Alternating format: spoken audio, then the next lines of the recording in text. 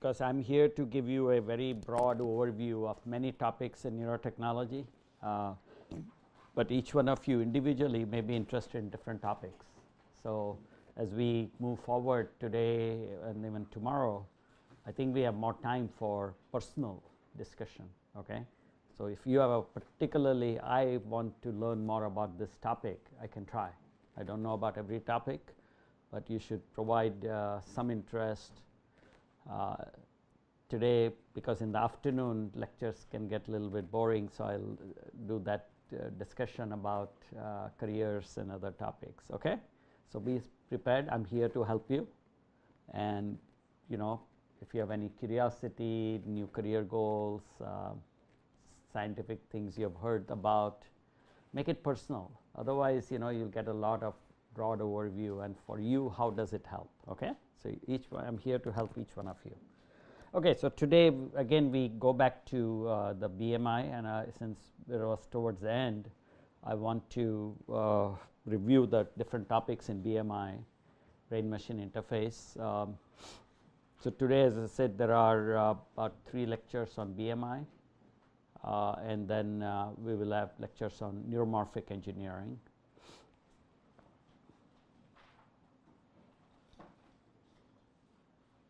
Now we have a lot of time for discussion.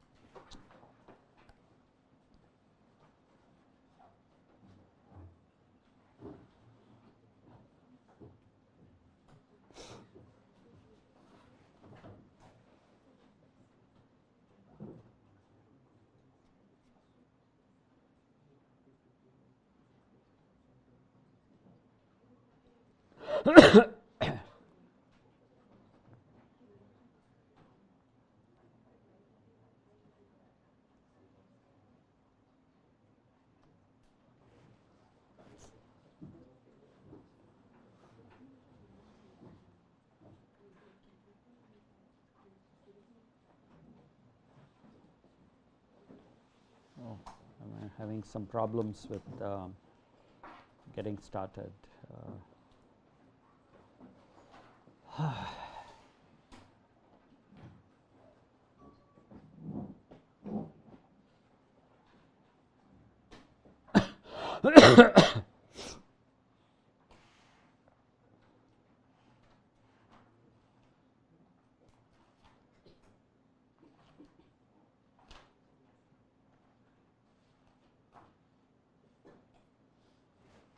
Okay, there's some problem with the slides, but I will get started.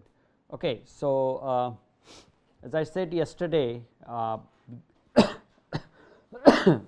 BCI and BMI are used quite interchangeably, because BCI refers to brain-computer interface, and BMI is a little bit more general, brain-machine interface, which means that if you want to use direct brain interface to control a prosthetic arm or a wheelchair, that's, you can say, more like a BMI.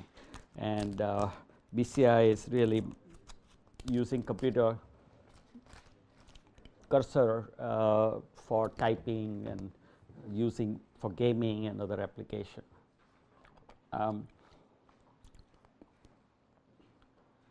So I'm going to review what we went through yesterday to remind you that pretty much overall interface is, if you can see this well, when you think something, if I think about moving my arm, or if I start doing some mental calculations, it changes our EEG. And then change in EEG, so first of all, you should do signal process, signal acquisition. Say you want to implement a BMI system, so you can ask, how can I do it? Well, ideally, of course, you can put many electrodes on the head, on the scalp. 64 electrodes is quite common. But real BMI, probably about 8 electrodes are enough.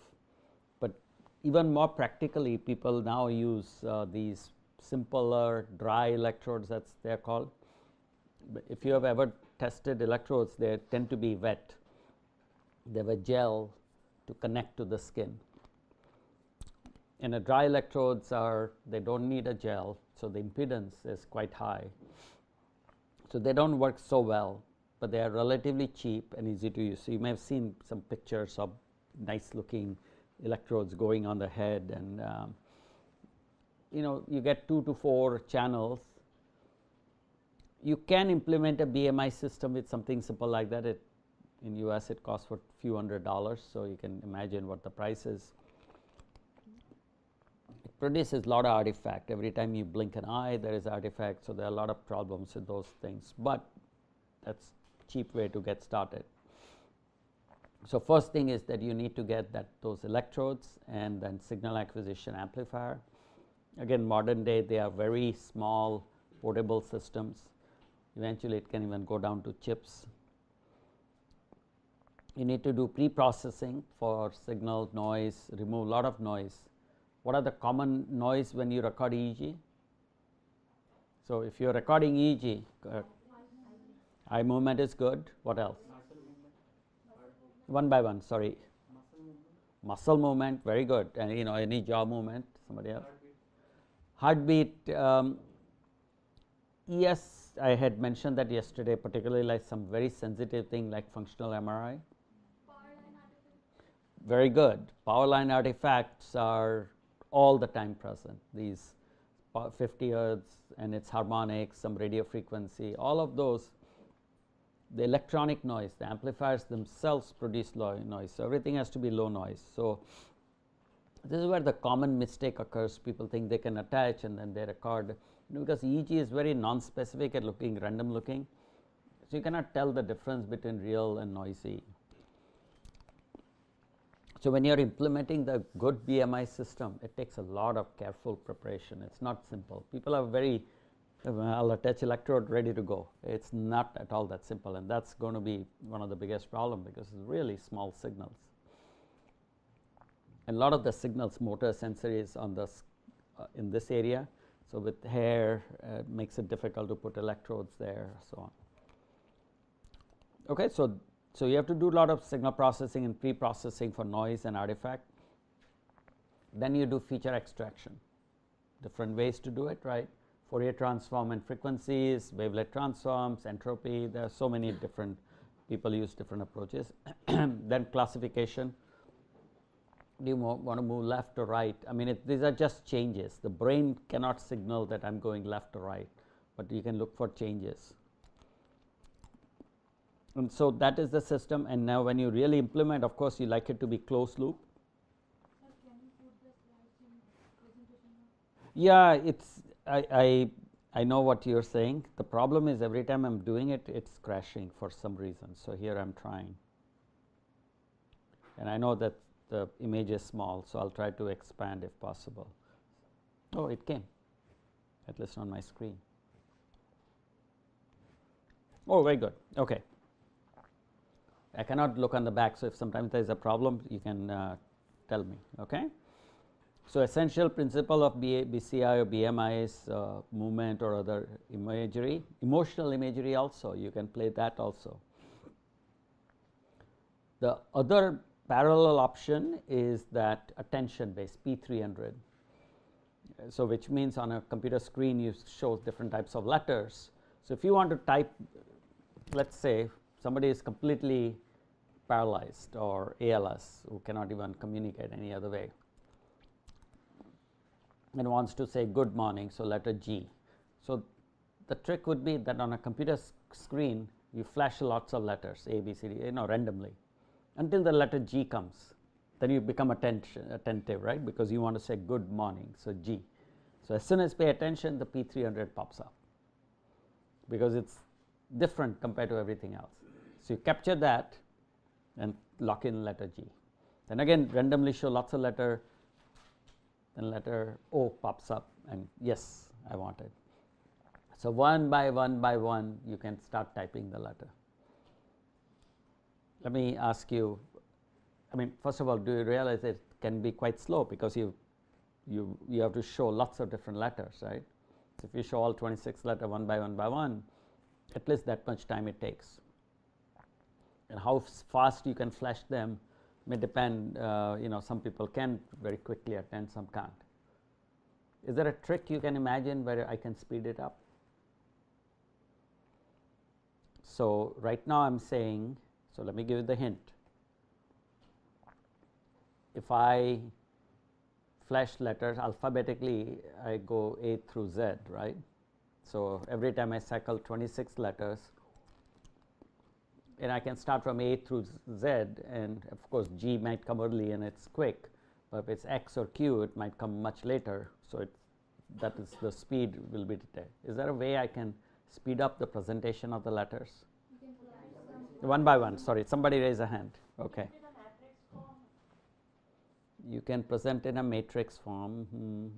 Yeah. Frequently used letters first. Okay. Yeah. So, what's the autocomplete kind of thing. Yeah, very good. I don't want to go chocolate throwing game, but I'll give you, now it decided I'm just later on during break everyone can have chocolate. So, but good answers. So, letter E is the most used letter in the alphabet. So, maybe as well start with letter E. So, probability is very high that that's what you want. Letter Z or Q might be very rarely used. And one of you said autocomplete, right? If it's Q, then there's always almost surely going to be a U. There are some letters that don't need words that don't need U, but that's extremely rare. So, TH, very likely the letter following is E, so autocomplete. The other way that people present not in a grid, but rather streaming. So, the letters stream like a flow, and then therefore they can present very quickly because you want to type. So, T, and you stream the letter until you see, then H, well, stream the letter, then E, you stream the letter. So, many tricks can be used to improve the speed. And now between algorithms and these kind of tricks, people have speeded up the BCI BMI. I don't know what is the latest highest speed performance is, but it's decent. Let's say a letter of 1 or 2 seconds or something as opposed to 1 or 2 minutes. So, now just to remind you, BCI is not about reading the mind, it is just analyzing brain waves and changes. We like to have a feedback, but it does not write anything in the brain. Writing in the brain is in a sense currently meaningless. You can stimulate neurons, but to permanently put something is difficult. This was sort of, it's my older slide, so it's it's kind of like now BMI is being used for prosthetics, and there are all these kind of other applications. So, I think there will be in future, there will be a lot of uses for BCI BMI, from prosthetics to marketing and so on.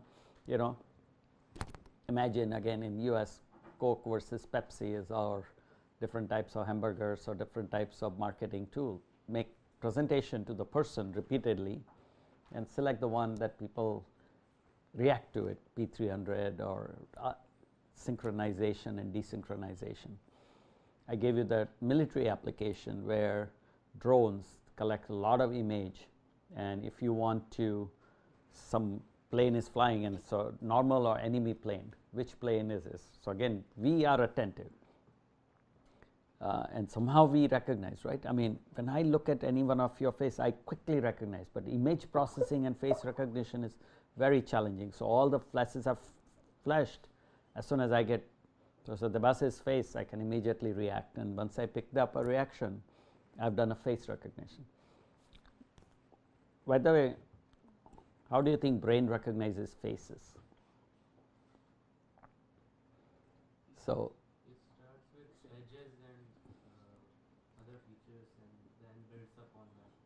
yes, so you would logically answer such questions like there is like Hubel-Wiesel kind of work, and neurons are hierarchically organized from very basic primitive to highest primitive.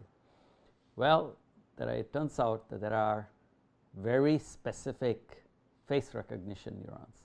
So, brain is so amazing.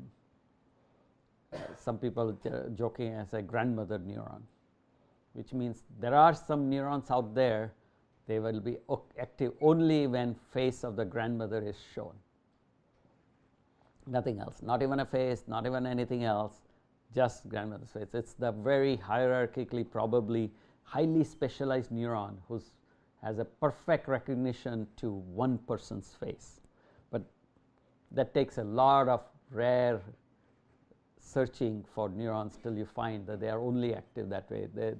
Some people did that kind of study on patients during operating brain surgeries or surgeries. When you, as I told you, during brain surgery, people can remain awake, and then you show them all the pictures and start recording, and that type of neuron only is active when you show a particular face of a particular person. So there are very many odd such things. People who have stroke will suddenly lose everything, but just may not be able to name an animal. That's it. They can do everything, but they cannot name the animal. They cannot speak. They cannot, sometimes everything they can speak, but they cannot recognize. So brain has generally distributed and hierarchical structure, but then sometimes this crazy rare specialization like this face recognition neurons are present as well.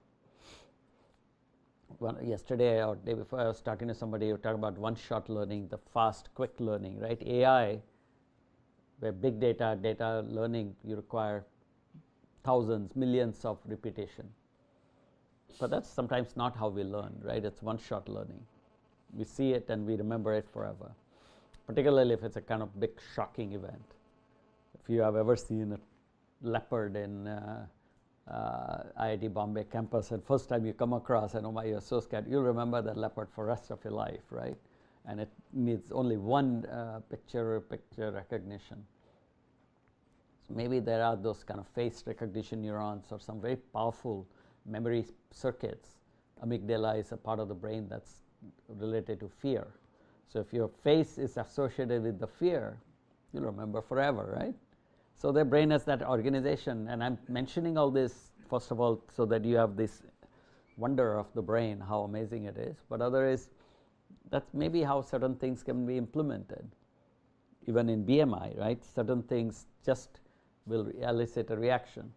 If somebody has an ALS, who cannot do anything, move, whatever. Okay, so of course, as I said, they want to communicate.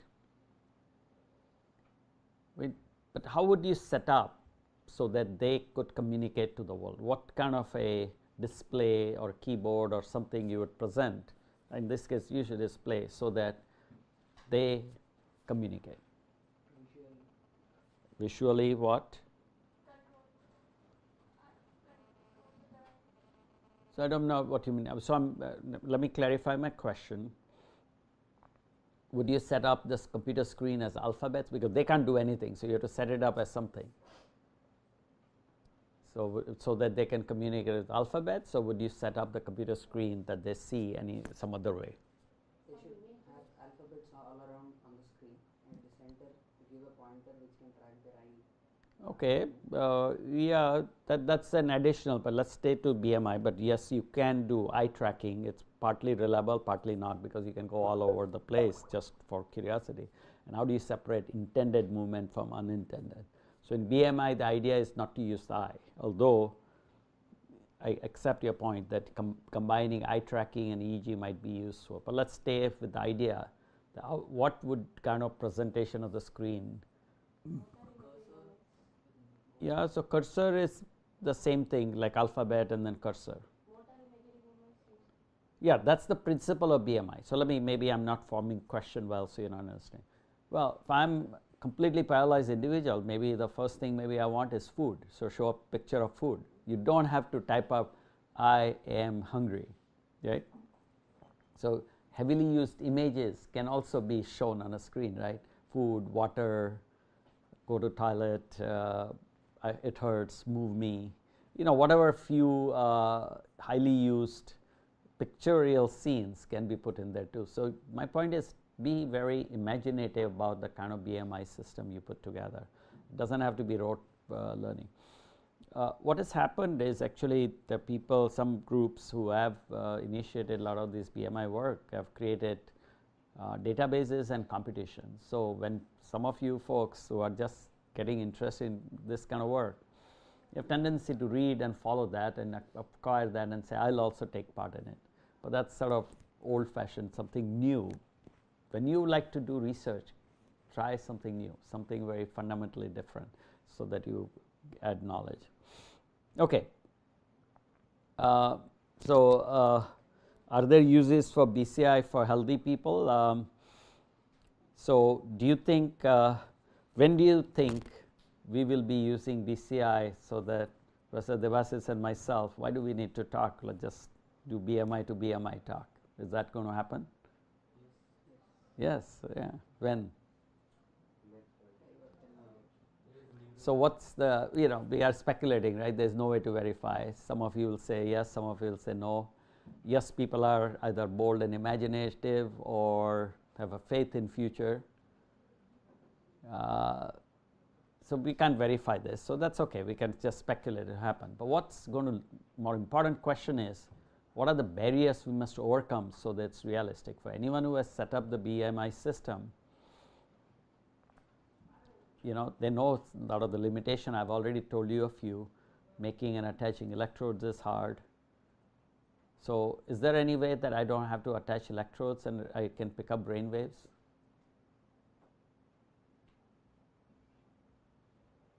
Can you pick up brain signals without contact?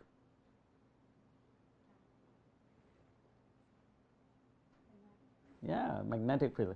I have to give out chocolates. It's part of my sort of fun thing, but good. So, what is that called? Magnetic? So electromagnetic induction is there. So electricity inside. Yeah. We use a magnetic coil to produce some other electric signals. Yes. So it's called EEG. Its version would be MEG, magnetoencephalogram. The trouble is that the magnetic field is very small. Earth has 10 to the power minus 7 Tesla magnetic, that's so Earth's magnetic field. The brain's magnetic field is about 10 to the power minus 15. It's among the smallest signals you can do. How can you measure magnetic field? What machine, instrument does it?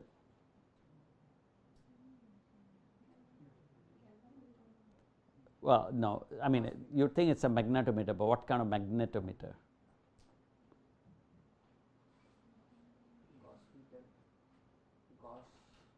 Very Gauss meters are very high level of magnetic field, much even higher than. So, to really smallest signal, the noise has to be lowest. So, how can you reduce noise to the lowest possible level? So, I'll give a hint, temperature. Anyone connect to that? So, if you lower the temperature, the noise goes down. So, now what is the magnetometer? It's named after, it sounds like, okay, let me give a hint. Remember Hodgkin and Huxley? You got it, squid magnetometers, right, there you go. Squid magnetometer is the superconducting quantum interference device magnetometer. Squid, the magnetic, it will sense very low level magnetic field, and there can be hundreds of, dozens to hundreds of channels, and it's like goes around the head. So, you can't just say pick up anywhere here, but it does pick up from a 1 or 2 centimeters. So, you do not have to connect electrodes, you just sit under the magnetometer and pick up the signals. So, at least it is non-contact and non-invasive. Like that, squid magnetometers are like several $1 million, so it is very expensive. Why is it? What do they cool them with? If you really want to cool something really low? Liquid helium, right? So, it is all that kind of thing. So, but remember there was for a while there was a big news, maybe you guys were quite young, but somebody came up with room temperature superconducting. There was a lot of news. Eventually it was sort of fake. Professor might remember, some of you may not.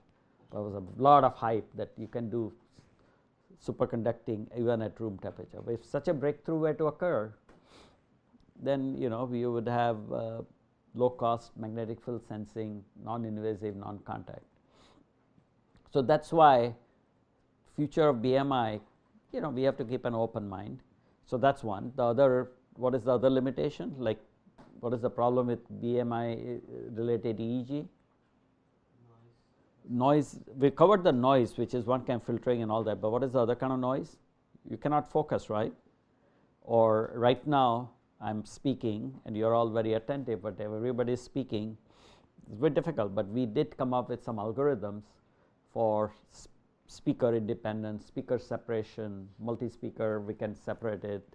So in the brain, what if you separated sources from different sources, right? So the right arm, left arm. So very smart algorithms might make a difference, and that is another way you can improve and speed up the BCI BMI systems. So chances are we will need all those kind of breakthroughs at that level.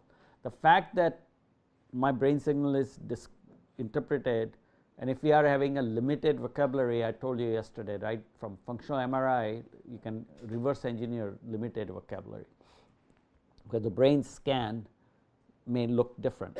So I was rather critical that no, you can't do it with EEG, and I think that's probably foreseeably it's true, because it's too random, too non-stationary, which means it fluctuates.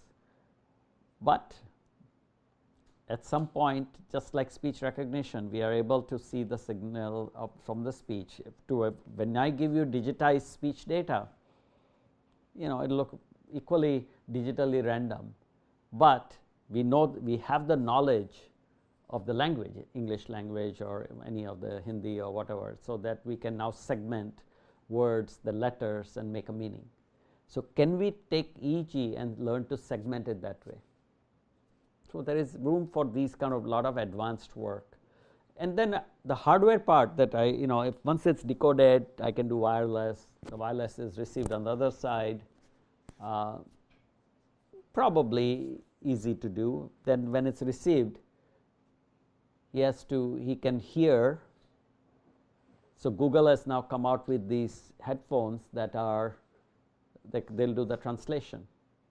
I used to more or less see it in some kind of like Star Trek kind of movies, or TV show, that I speak and the Google translator will online instantly translate and give it to him in Bengali or something. So that's done, right? 5, 10, 20 years ago, you couldn't have imagined that headphone will receive the microphone sound and give a translated voice. So can I brain waves and can I give a translated result? So I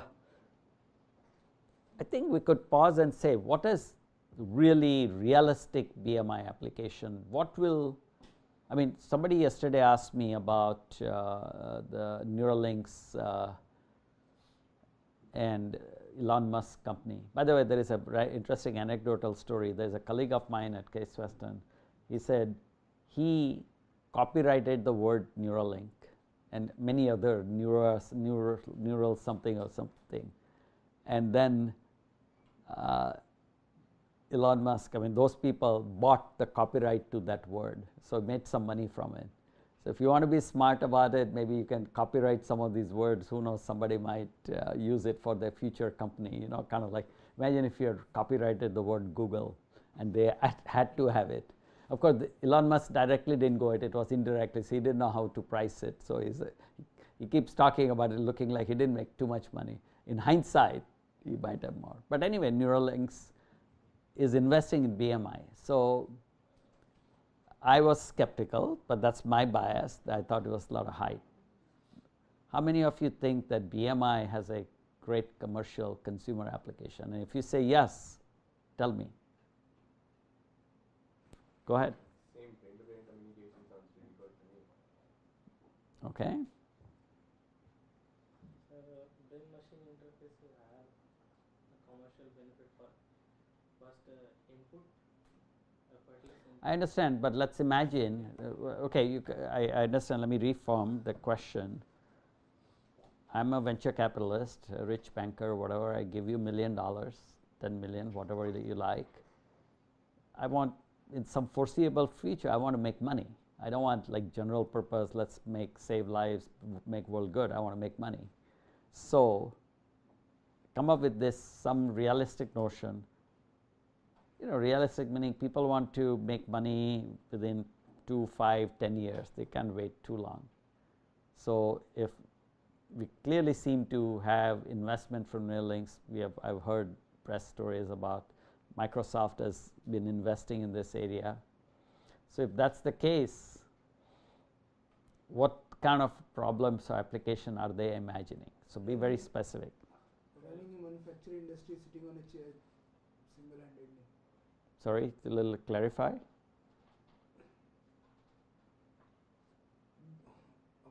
whole manufacturing unit, single person sitting on a chair and running it automatically.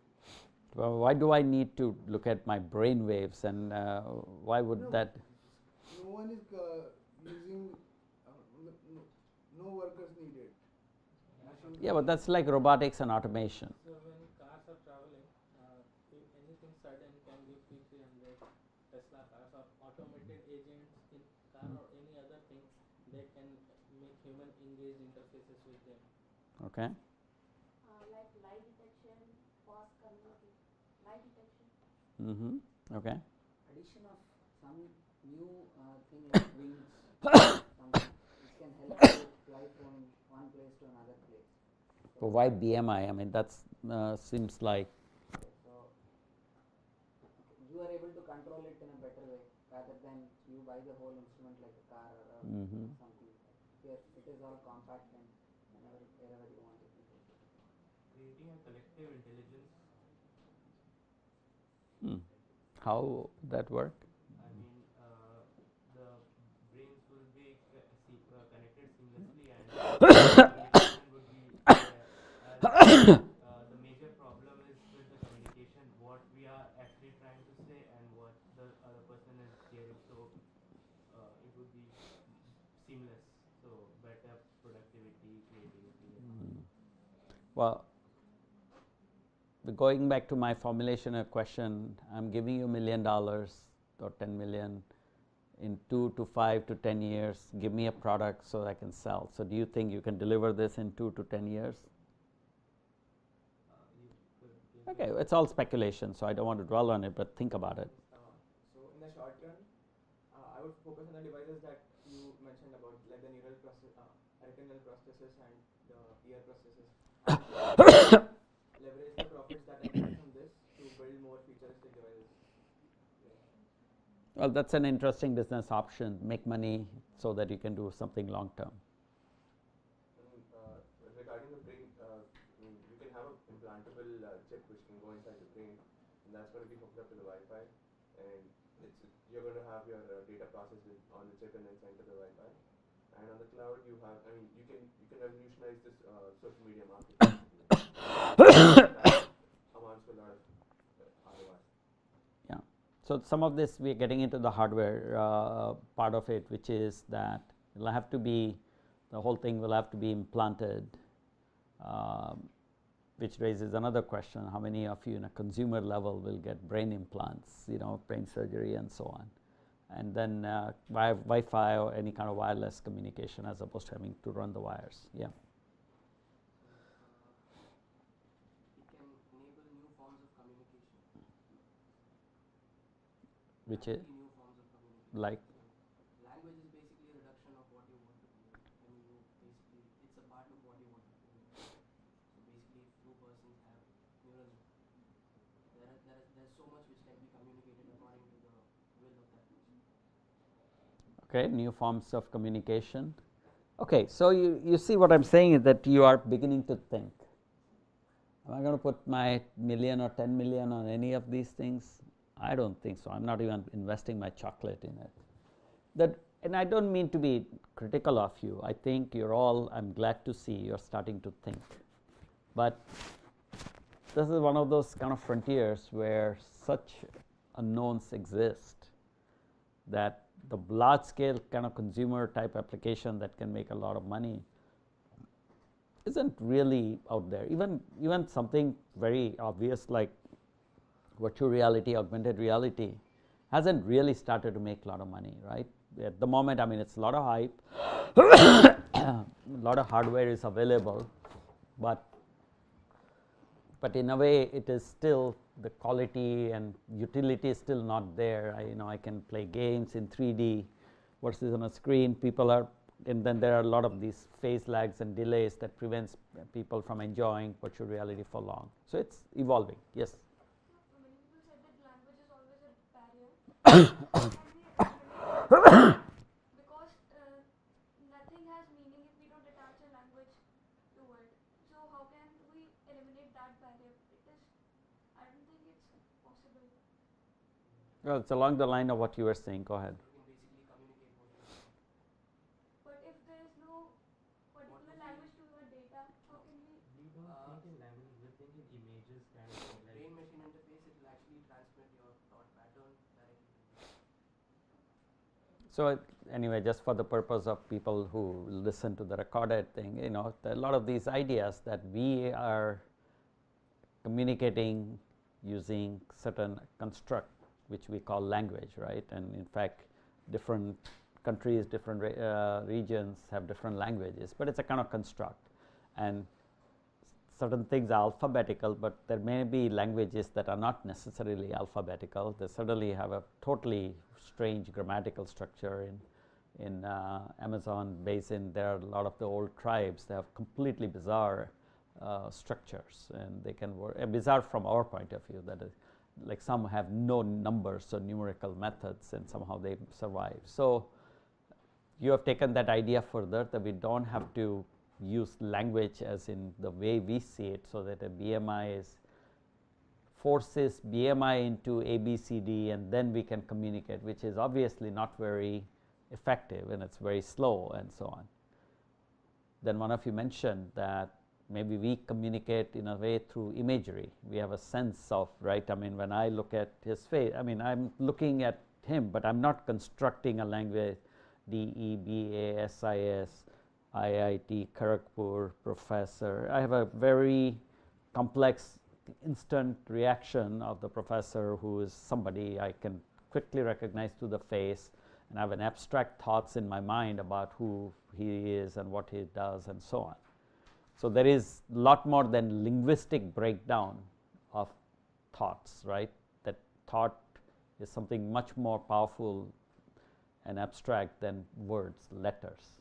So when we try to do BMI as letters and words, naturally we are slowing it down. It's kind of meaningless, because in principle along this idea, the brain wave could be communicating. In fact, we kept using the word motor imagery. When you come to think about it, we are using motor imagery only as a construct to change the brain waves. And because we don't know how to separate the brain wave or make the changes, we say, okay, do the motor imagery of arm movement or something, and then break it up into one or other decision, move the cursor left, move the cursor right, so on. But if we could break up EEG into visual construct or emotional construct, we could have a very different new form of communication. Yeah.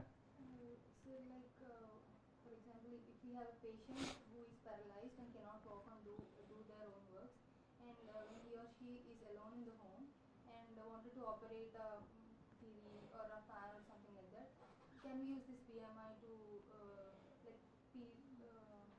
operate it, like make it on or off? Yeah.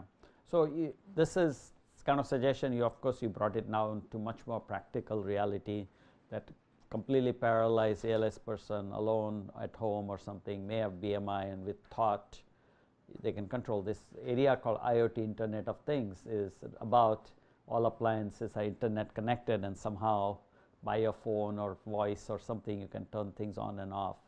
So stretching it beyond, can we utilize BMI as a way? Yes. New user interfaces can be programmed through Yeah. So again, giving credit to Xerox, I mean, as a, they came out with new user interface called mouse, right, or cursor or something. I mean, when I was a student, the computer interface was purely alphabetical, and maybe you could assign a key that went left, right, up or down. There were no mouse and other things that came a bit later.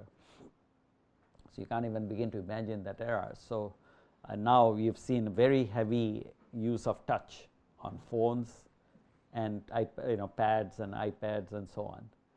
And already you can see Apple's introduction of face recognition as a security check is starting to shift towards vision, because it probably took time, because visual processing is much more compute intensive than touch, which is actually considering very slow and two-dimensional. Yeah. Sort of like matrix, you can program certain aspects like he learns judo and karate. Okay, so we can take inspiration from matrix. So that's why some of these movies are often inspirational, often pushing the envelope of our thinking, and sometimes some of these things come true.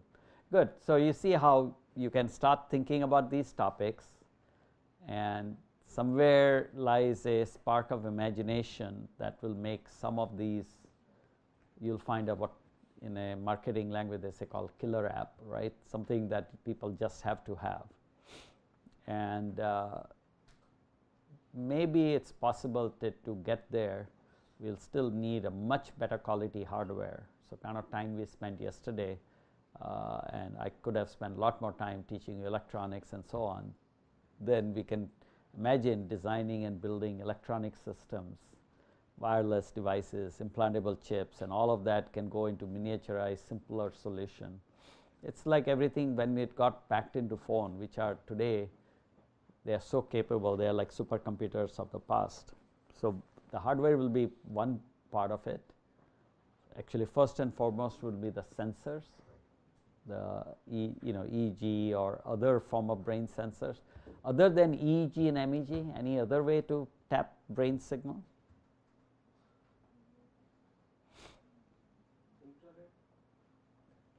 So infrared,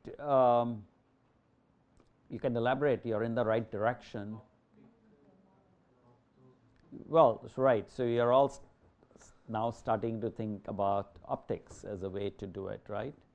So obviously you should have already thought about functional MRI. You didn't say that because, BMI at home, you're not carrying an fMRI machine with you.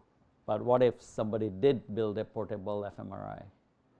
People have built a little tiny MRI machine on the tabletop, but not for brain imaging or whole body, because then you need a body sized. But MRI is the principle of magnets and gradients. Miniaturization is quite possible for certain type of studies.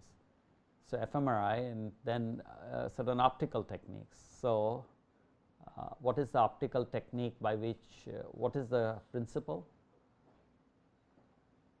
How would I optically capture brain activity? So either the technology or the principle. You need to raise hands and speak up, because I can't tell who is speaking if you mutter.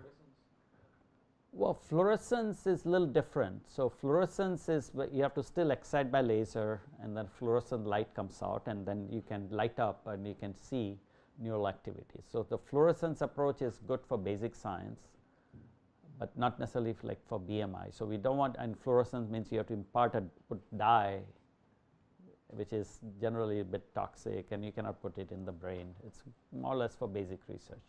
So we talk about just optical technique. Optical tomography, elaborate. I can just give you the wrapper. Optical coherence tomography is low penetration. Near infrared tomography could be. So don't worry about penetration. That is when I want to stimulate the brain. Yes. But I want to pick up the signal from the brain. So what is the signal? Infrared optical coherence tomography. Yeah, that's a fancy word. I agree. I know you like those fancy words. Optical tomography is the way to create three-dimensional image, or that's the idea of a tomography. But what is, when I say I'm picking up a brain activity, how does that become optical? What is the physiological step? Why is the electrical activity shows up in optical. It's the same principle as MRI. Electrical, if the brain is active, what happens? See, that's why you guys won't win Nobel Prizes, because if 6 people answer in a soft voice, I can't give Nobel Prize to anyone. So one has to be very good and very quick. So go ahead, you were saying? When a part of brain is active, blood flows to that region, and we can that part would be heated, like blood is warm. It's not heated. No, not heating. When the blood goes, what goes with it? Oxygen. So oxygen. Sorry? No. The nerve impulse are the ones started when the brain was active. Nerve impulses got created, which required more energy because they consumed energy. So to deliver energy, it's delivered by oxygen. Who carries oxygen? That's blood. So yes, so hemoglobin is a carrier. So that's the underlying principle of the BOLD, as it's called, blood oxygen. It's something. It's the tomographic principle of MRI, right? Because of the changes in oxygenation. So how did optical techniques, optical coherence, or optical tomography come about it? So there, I think the idea is somewhere all of you got the answer generally right, but it's still evolving, and that is that you need some optical sensors that can pick up these small changes in oxygenation. And how does infrared, so one of you mentioned, how does that pick up oxygenation? What's the physical principle? What if the light is, if you shine a light and there is a blood or oxygenated, deoxygenated blood in the way, the returning light will change. So what's the principle?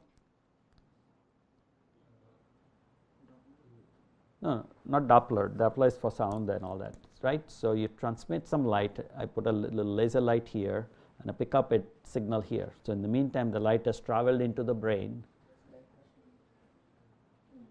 Now you need to raise hand and speak up if you butter. It has diffracted.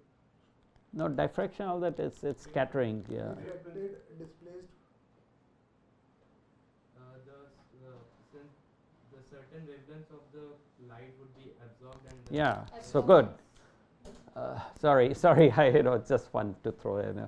Right. So light absorption at various wavelengths in near infrared, oxy and deoxygenated blood have different absorption.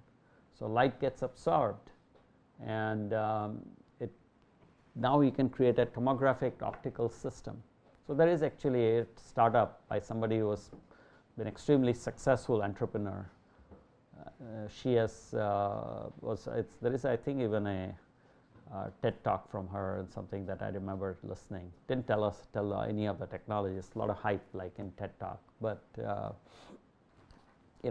given her successful track record, that startup is betting on optical way of doing it, because again it sort of gets around the electrode and attachment and other problem. So it can work both ways. It can be electrodes and attachments, can be limiting, but optical, magnetic, any of those principles could make BMI more accessible. So whether Neuralinks is going that direction, it's not knowing some of the people who founded it, not to my knowledge, but clearly that's a possibility. So you see how. All right. So this was great discussion. Thank you all for participating. Some of you are still not participating, which I hope and I wish you would, because you're spending so much of your time. Bring out your ideas. I really like some of these sort of imaginative ideas you brought up, like new forms of communication, because my computer has gone dark.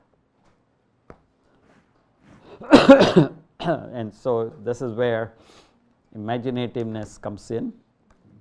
Oh, maybe its power has gone off. It's okay. So might be worth a break. It's been an hour. So because it looks like I didn't connect the power and it's probably gone dark. So I'll give you a few minutes, okay?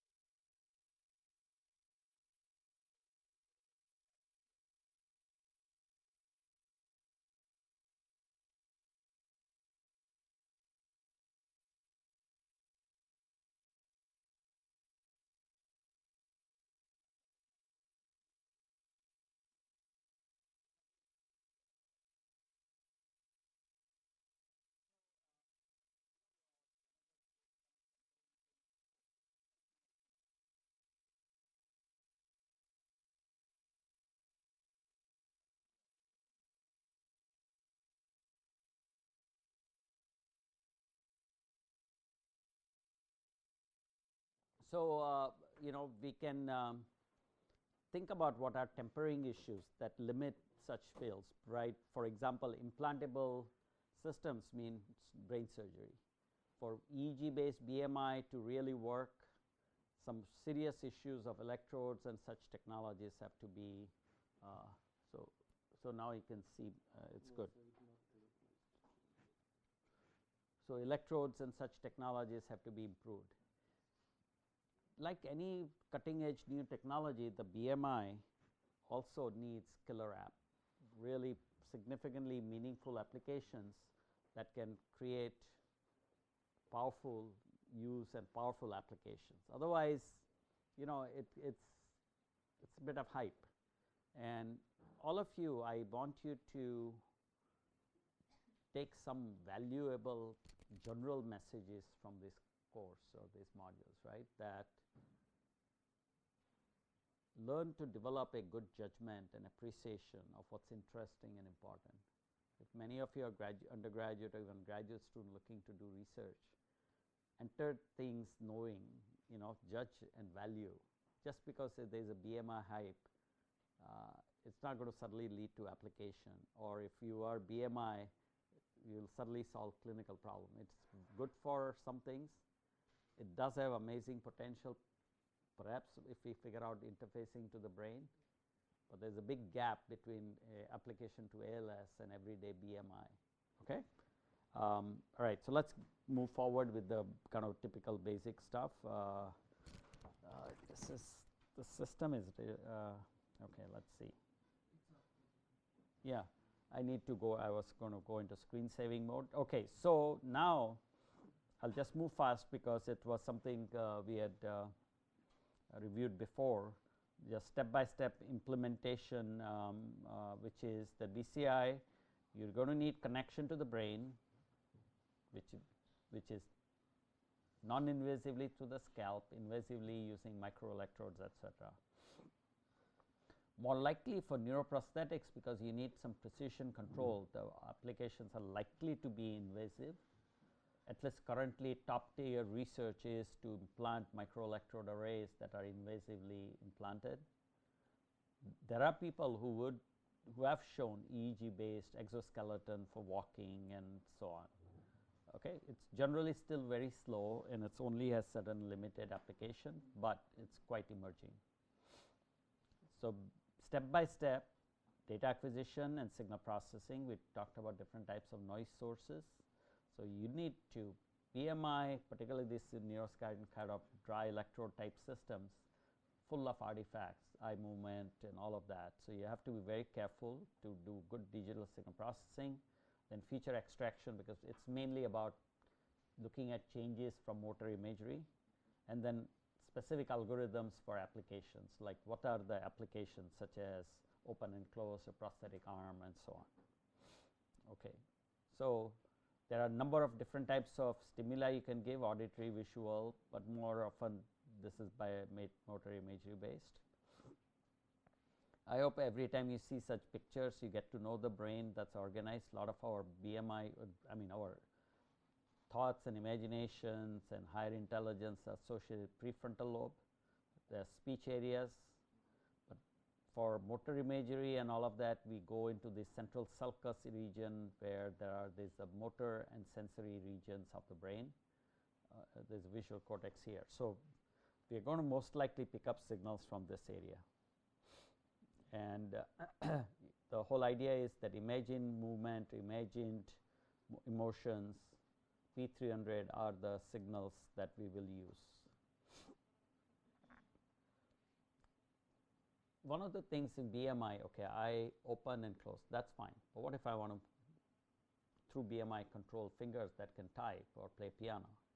Well, the way the brain is organized, these are very complex, because there is motor, intention to supplementary and premotor areas to look at this huge region, right. I mean, if the brain has roughly 80 to 100 billion neurons, you can imagine we are talking about billion neurons, several billion neurons associated with the motor cortex. That means several trillion synapses. So, and we are putting what 4 or 8 electrodes, how little information we are capturing. So, if I want to move the fingers, I mean there is a area called M1 where there is a little tiny about 4 millimeter cube, that is a finger area. Unless I put microelectrodes there, I am not going to go pick up finger movement. So, decoding finger movement goes from that direction. Okay, so BMI analysis, of course, it starts with ECG. Most times what we do is to use spectrogram. So, if you look at, it is very small here, but you can look at the time and some kind of frequency, and there is certain time there is a change in power or change in synchronization or desynchronization. So, EEG rather than being oscillative gets synchronous or desynchronous. So, by different mathematical methods, entropy or something, you can do it, and that change is our trigger point. So, that is what we use. Power spectrum, wavelet, principal component, these are all analytical tools. So, in this case, in a spectrogram, time and different trials, the color or black and white shows certain changes in the spectrum. Yes? Those brainwaves become synchronous to what and desynchronous to what? Yeah, it's a good question. So, if I speak and you pay attention to me, maybe there is a certain synchrony in the words form. So, you have to convert that into a mathematical formulation of EEG by calling it. So, if I, let us say if I take a Fourier transform of a very synchronous oscillatory single frequency signal, then it will have a peak. The ultimate asynchronous would be a white noise, which would have a very flat spectrum, and the other time might be Gaussian. So, it is one way to look at, are there highly unified oscillatory frequencies or fragmented. Now, what happens is that in some tasks there is concentration and there is a focus of the frequency, other times they break up into a broader spectrum. So, to be clear, in a spectral analysis sense, narrow band versus wide band spectrum, temporary, right. So, EEG is continuously developing, then suddenly it becomes oscillatory, narrow peak develops. Yesterday somebody was asking, was confused about EEG frequency band. Her point was that different places, if you look, the EEG frequencies in different bands were different. So, these are not precise God given numbers, right, 4 to 8 and 8 to 12. These are arbitrary numbers given by people. Clinicians by and large have settled into 4 to 8, 8 to 12 and so on. But once you go higher, like above 30, which is beyond beta, that kind of gamma and higher gamma is not really used much, because in reality in EEG the power is too low. If you do electrocorticogram like directly on the brain, maybe you can pick up gamma, and then really high gamma has some value, and usually when people do kind of like complex tasks, the gamma value changes. But for BMI, the interesting is there is a new band called mu band. It's a more or less overlaps with alpha. It's kind of like in the 8 to 12, which is alpha, and this is 9 to 13 or 10 to 13 or something, and it's called mu band. So, in that band is more likely used for BMI. So, mu band, synchrony, desynchrony, there are all dozens and dozens of tools people have developed, getting to the idea that EEG has certain change with imagery. Okay? Sir, what advantage would mu band give over the? Oh, it's just being more reactive, right? So, other bands don't show much.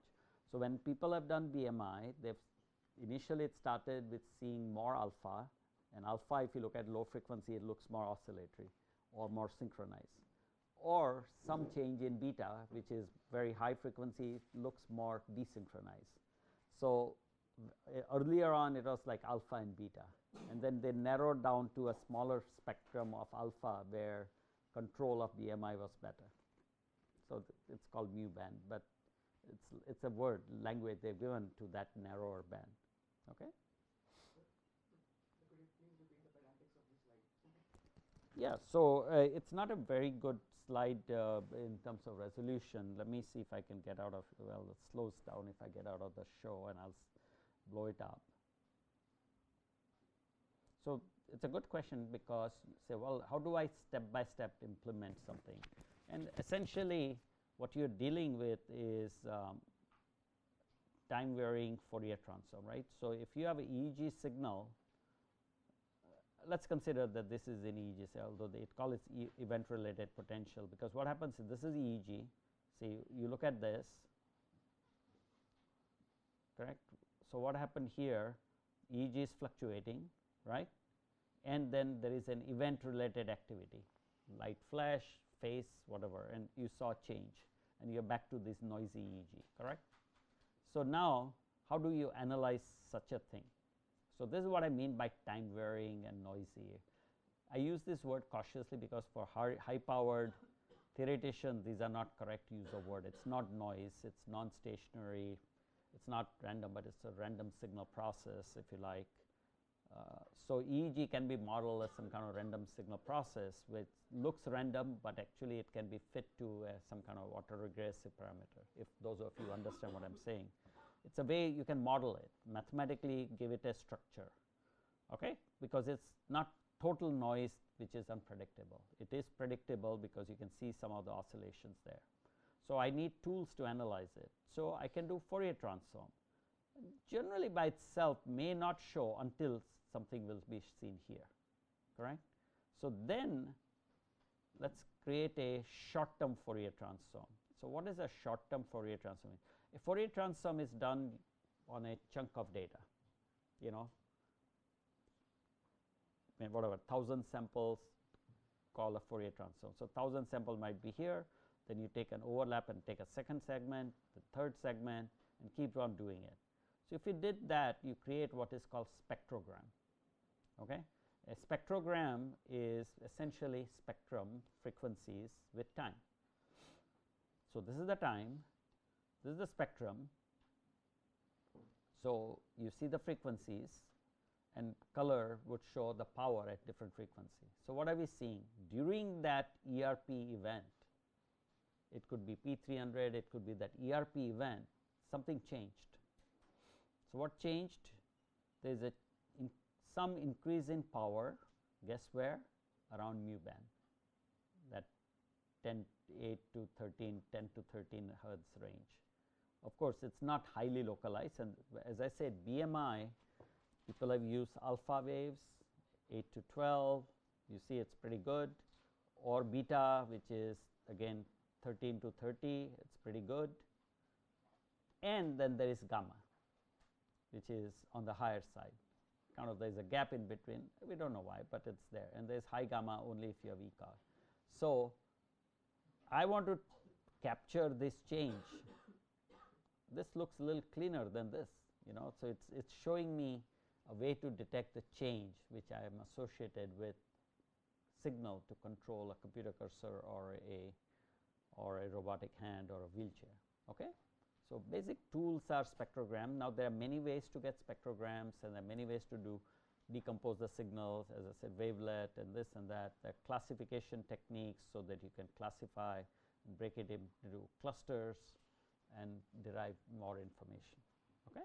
So, that is what people do a lot of research in this area, come out with new and improved signal processing method. So, now in the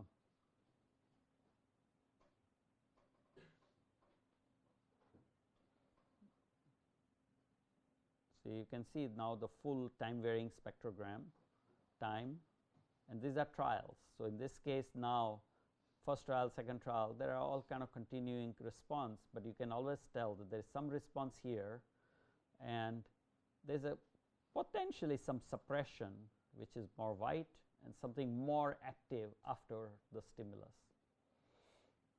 You could make some meaning out of it, and also the point earlier as we were discussing is the brain has all this information. The waveforms are capturing something. We have to figure that out, right. It may be meaningful, it may be at the moment not easily decodable. Remember that is happening at many levels, like many electrodes on the brain. So, this is a kind of graphical map of many different electrodes, till one of them provides the needed useful information. So, localizing to some electrodes that are active for this motor area, speech area, you should be able to get some additional information that way. Okay? Is the spectrogram recording from just one electrode of the brain? Or Yeah, no, I mean you would ideally do it from as many electrodes as you can, but it increases the calculations and a headache of the hardware and software. So you want to reduce it to as few as possible. I would say realistically so remember the standard EEG system was what was called 10-20 system, 10 electrodes each side. Out of binary numbers, a lot of companies sell 64 channel and 128 channel systems. Cost goes up, so that if you're doing research, you want to capture all the information and go with higher number of channels, 64 or 128. Above 100, you may call it high density. But in practical BMI reality, you don't need that extra headache, because if to apply 64 electrodes on the scalp may take 15 to 20 minutes to do it precisely to get going. So if you can get it down to fewer, and so about 8 is often the common small number, because most of the electrodes are useless. The 64 channel is here, but most of the 4 plus 4 here will probably be appropriate for motor imagery. And if you can get it down to even less, that's even better. So there are people who will pretend that they have a BMI by putting electrodes on the scalp, because they like this because no hair. So because of that, it's attractive, but the BMI signal is here. So what are you picking up here? They could well be picking up eye movement and eye blink, pretending to be BMI. So you have to be very careful. Okay? There was a lot of skepticism for this kind of system, that they may have anything to do with BMI. Yeah. Did they normalize this trial, this data for one trial? In the last graph, Yeah. they had like number of trials and graph between number of trials in seconds. How is it normalized for one trial? I'm not getting that part. I am not sure what you mean. So are you referring to this figure? So in this figure we have like Which one? This or this? Yes, sir. That one. This one. Yeah. In that we have all the trials with the given on what second, what the type of scale we are using, beta or gamma. Right. So I don't know exactly what you mean, but let me try. I mean, normalization is generally referred to things like power, or something, so that your EEG is bigger than in amplitude than my EEG, but it doesn't matter. So you just normalize to absolute value or something. I think this figure is just meant to show that when somebody is going through the BMI trials, this one is that same spectrogram. This is a spectrogram of one wave, right? And what this is saying, that I'll just, for example, now draw the line here, right? So then I would say, you see, because the color will show up, right? So this dark color shows, so Z axis here is the potentially the frequency or the power, X axis is always the time, and Y axis is the trial. So we are compressing many trials, and without knowing the detail, I just wanted to show different ways of plotting. That it's clear that there is some kind of suppression here and increase of power here, or very likely this is some kind of synchronization in towards alpha, and this is more likely some desynchronization which is towards beta. And the fact that this is happening over trial, the intent of the figure for you to know is that this is all relatively noisy and fluctuating. The color scale 0 to 1 is what I would call normalizing, which means they just took the lowest to the highest power to give us a scale, and that's the normalization. Okay. All right. So I hope now, obviously if you slow me down, I can go deeper on any of this topic based on your question. Obviously we will cover some less topic somewhere else, but I think we have enough time, so don't worry about it. Generally this BCI BMI tends to be interesting to the people, everyone involved, so I'm happy to spend more time. The way I think we are going to do is to keep doing BMI till 1 o'clock, and then afternoon we'll switch to neuromorphic engineering. Okay.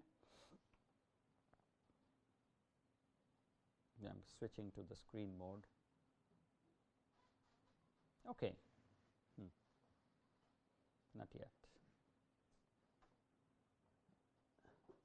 I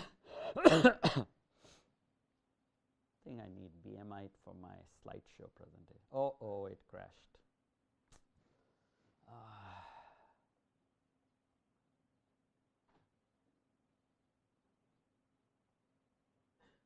has had some problem this morning. So,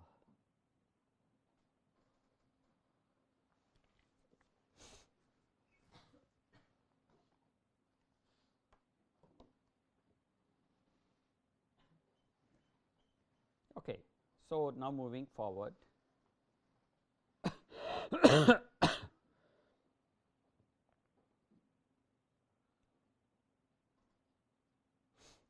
So, I said ERP, event related potential, ERS, event related synchronization, ERD, event related desynchronization.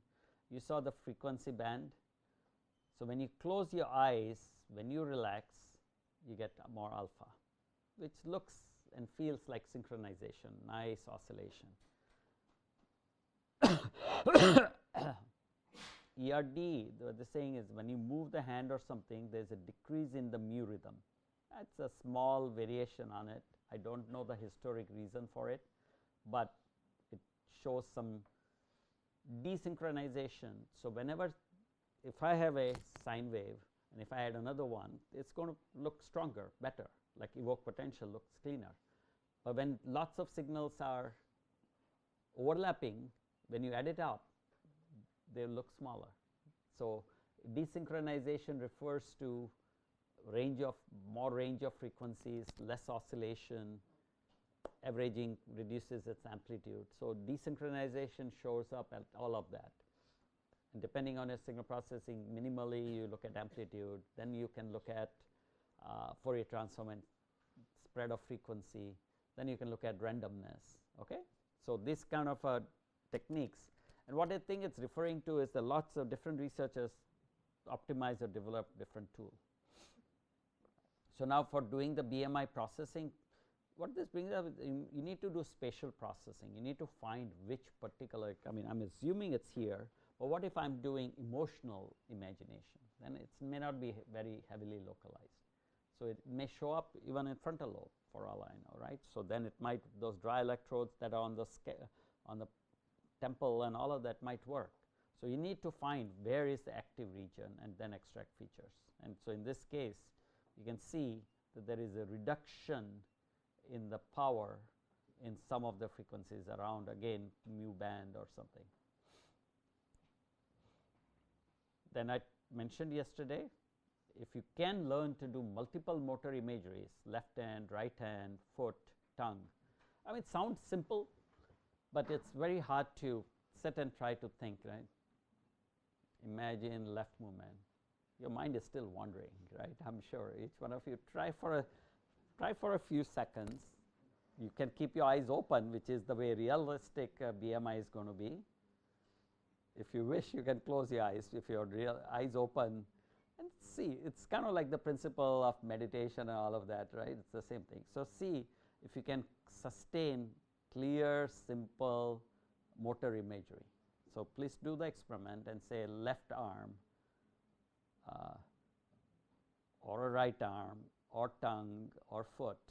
If you can sustain cleanly the motor imagery, you will do a better job of BMI. Try it.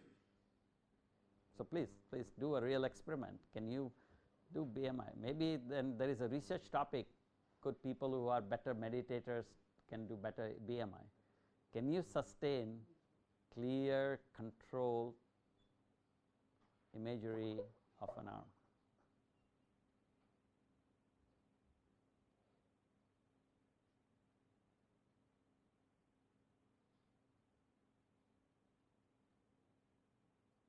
And if you succeeded, can you do 4 of them in some kind of sequence?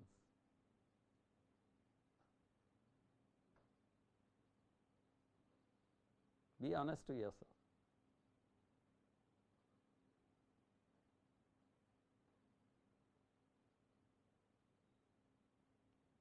Okay, so you think you can, but maybe you can't, right? I mean, it's very hard to know. I mean, I think you are at this stage, but even just this particular act require you to concentrate. Just the way I framed it, you concentrated.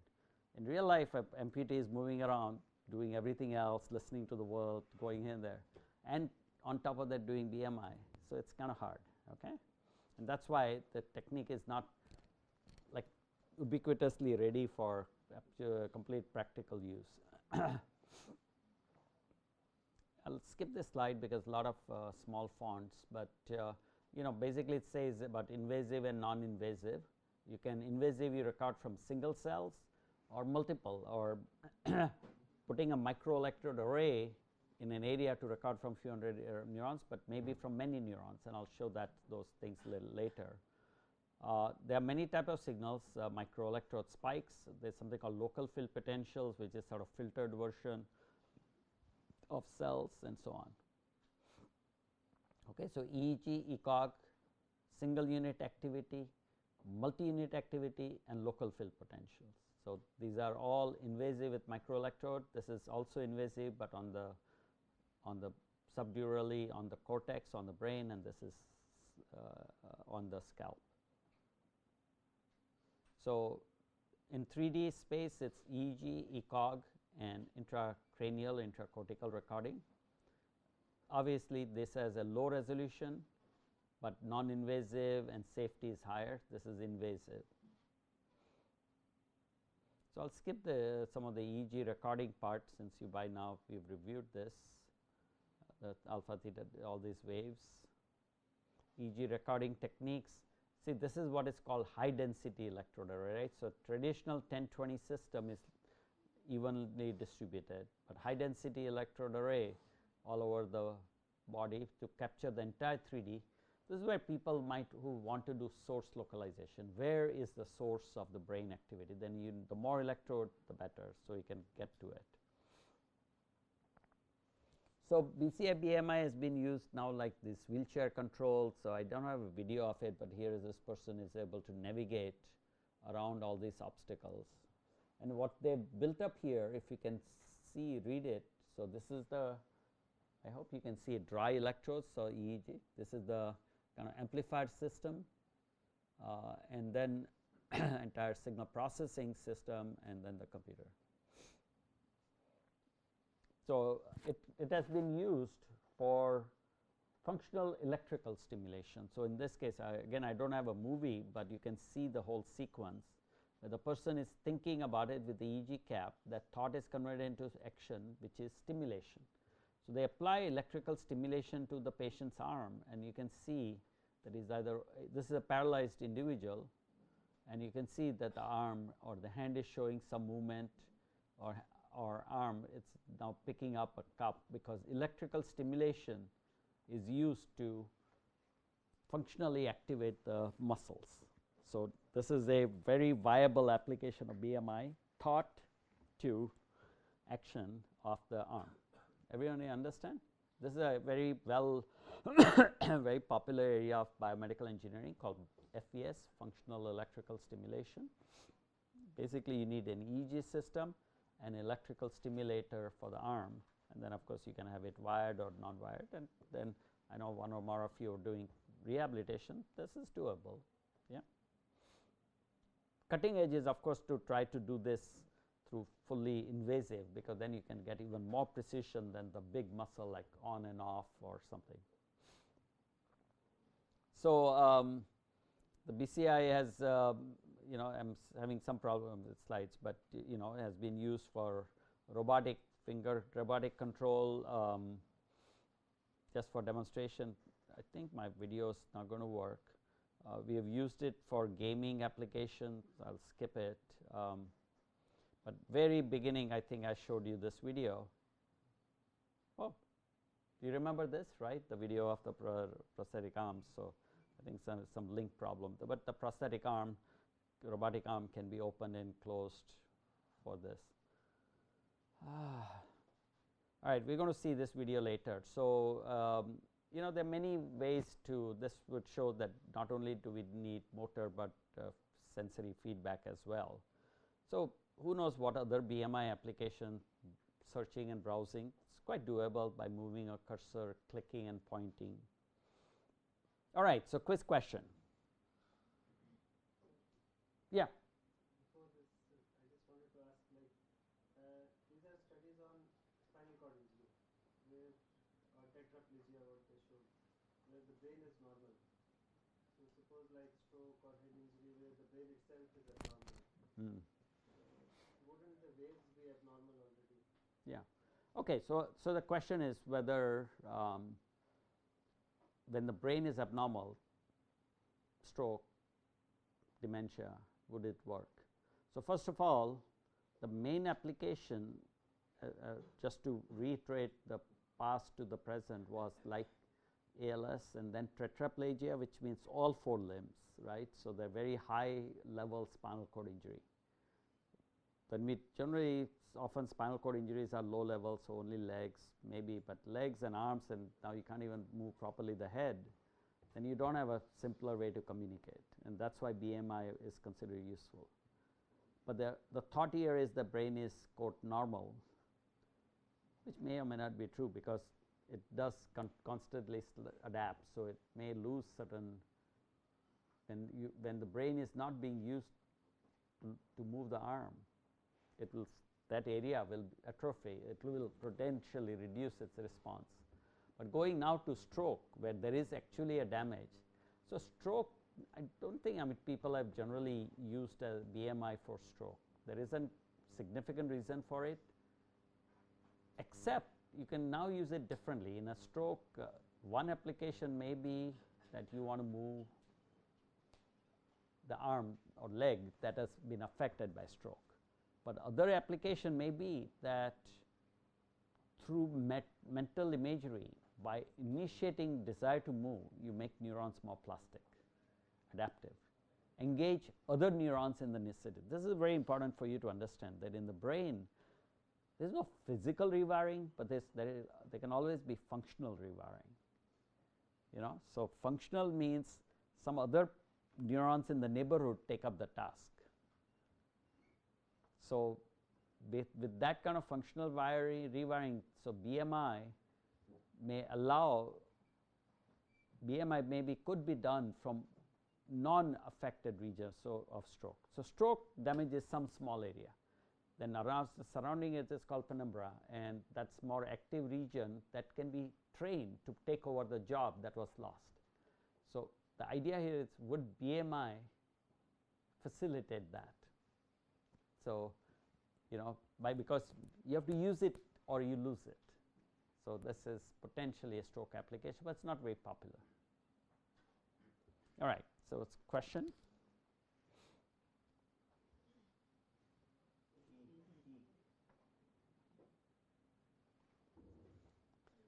Well, I mean, certainly uses motor imagery.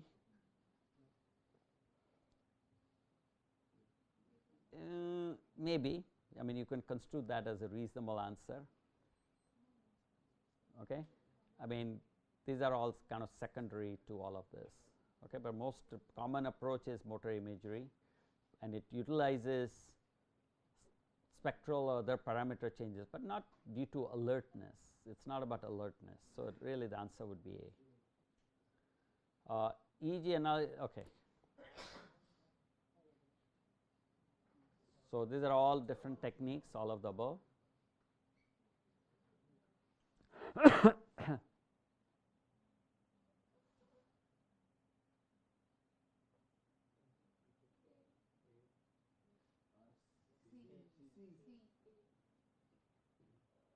Well,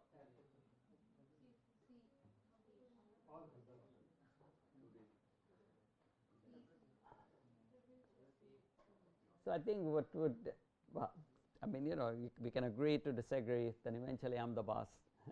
No, but you know, I mean, I try to sometimes create this kind of mixed answer to provoke discussion. So clearly this is the today done and proven approach. What does high speed mean? I mean, the speed has improved to type, but maybe not 80 words per minute or something top typists can do. We're not there at all. Multiple movements of wheelchair also very difficult. Basically, of course, what does multiple mean? So left and right, maybe stop, maybe, but not that much more. So possibly, and we are certainly far from all of that.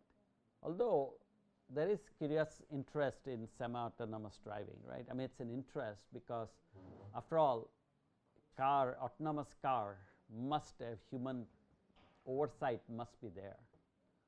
So I'm going to try and show. I'll show you a video after we are done, because it was not part of my lecture, but I'll show you. All right.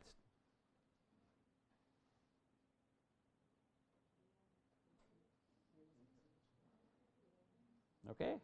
If you don't know the answer, speak up. Otherwise, it's the easiest question. ALS, yes. Yep. So alpha and beta do show some situation people have used gamma, but mu band has been more targeted for motor imagery. Okay. So what I'm sorry. Yeah. Now I'm switching to show the video. So I'm going to show the video from another presentation, and every switch takes time, but I'll try to show the video of BMI based driving once I locate that.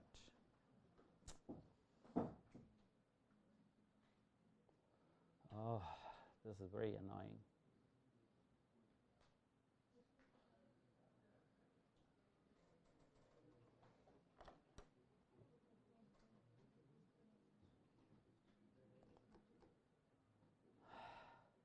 My laptop is not able to keep up with this. Need BMI. I've lost the cursor.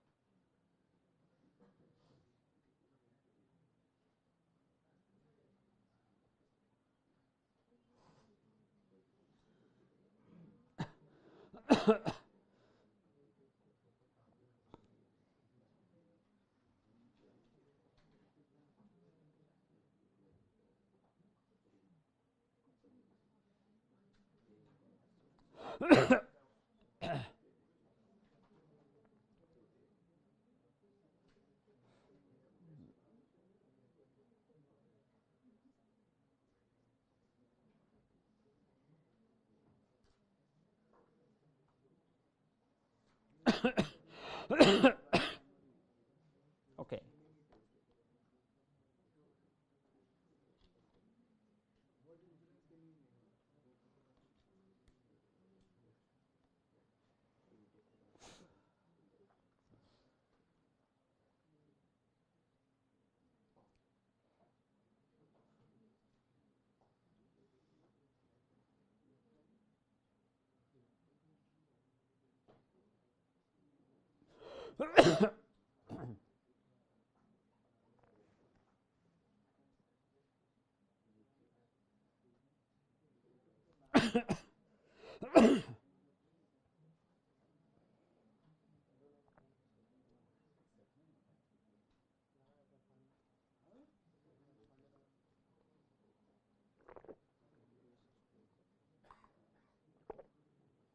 Oh, it's crashed again.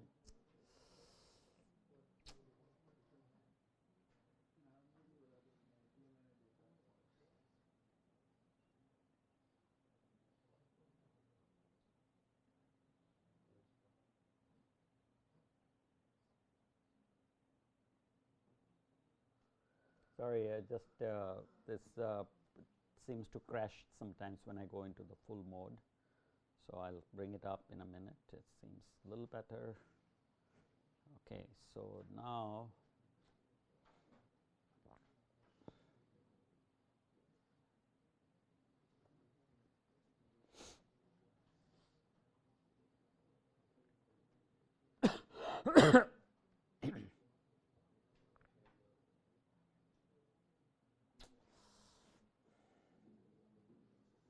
okay, so this is very recent, in fact extremely recent. I think it was when it came public, I got across that only this month. Nissan's brain to vehicle interface makes driving safer by scanning your brain. So let's play the video. A moment of decision, of split-second thinking. Impossible. Can you hear? Not at all. For this driver possesses the finest of all thinking organisms, the human brain. In recent years, we learn more and more of how our brain works. From these advancements in neuroscience itself, we can give a new dimension to the interaction between vehicles and human beings. We are trying to deliver technology that enhances the driver. Nissan is the very first manufacturer that is bringing real-time connectivity in vehicles as a means of enhancing driving pleasure and the experience in autonomous driving vehicles.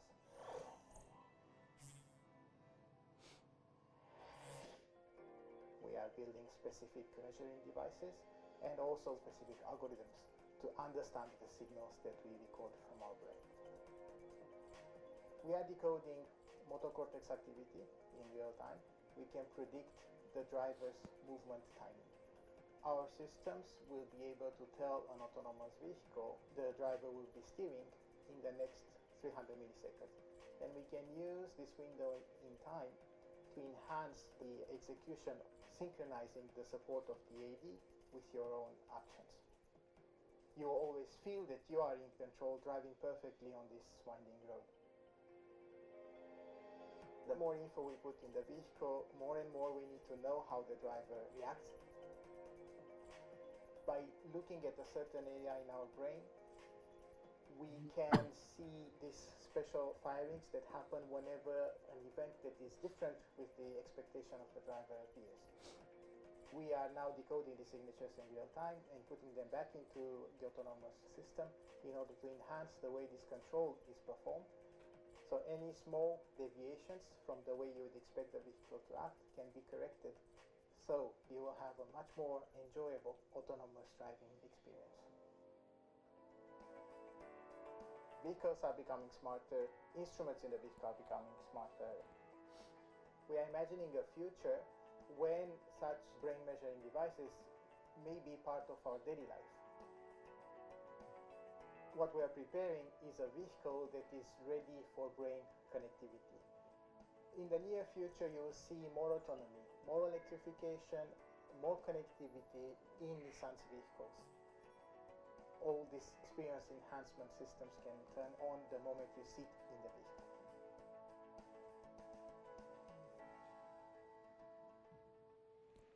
Okay, so it's a bit of imagination, bit of reality, bit of hype, showing that they are using BMI as a augmentation to normal driving and some decision process, but it was a little bit marketing, so I didn't fully understand how technically good and accurate it is. So I think just wanted to show you that. So you know, again, while we do the switch, the very interesting question is, would you trust a BMI system? So actually this slideshow was part of a workshop that I held on January 9th in Singapore. We call it sort of human machine interactions, about trust between humans and machine. Slides are not coming on. Oh, there they are. In the previous video that we have shown, it helps in driving, right? So signals and all are detected from but while we are driving, we don't only concentrate on driving, but also we think others. Yeah. Does that affect the signaling to us? That's why I'm saying that perhaps some of it was hype and some of it is real, right? So the question in this kind of marketing video, they don't go into it, and that's why I'm interacting with you to raise the question that, do you imagine such a things work? And I think when you take this head-on dive into this kind of BMI as a project or something, you also need to look at that practical consequences of this. So let's take the spectrum. Let me ask the question, okay? Do you think the future the cars will be fully autonomous, or human override the car, or car override the human, right? So, there are 3 questions. I mean, there could be other questions. They are fully autonomous, the rest of you are not driving because you are not raising your hands. So, obviously, you guys never vote, right? There is a section here that does not say anything. So, they do not vote, they do not say anything, no opinions, what a shame. All right. So, how many things that cars will be totally autonomous? Would your preference would be, forget the people, let the car and the machine intelligence will be so much better that that's the way to go. So, it's I would say 1, 2, 3, 4, 5, 6, 7, 8, 9, 10, 12, 14. Okay. How many things humans will be in the loop to override the autonomous vehicle? 4, 4, 8, 12, 15, 18. Oh, so that's higher. How many will say that car or the machine will override the human? Okay. I mean, I think yesterday, remember one of the presentation was said that the pilot, the autopilot was correct and the person never listened, and autopilot should have overridden the human, then the airplane accident could have been avoided. And you can see the how split you are is a good indicator of where the whole field is, because and why you can see that all these autonomous cars so much in the news and they are still totally not on the market. Why aren't autonomous car in a, let us talk about not India and its crowded streets, but Silicon Valley or something, not officially out there? What is preventing it?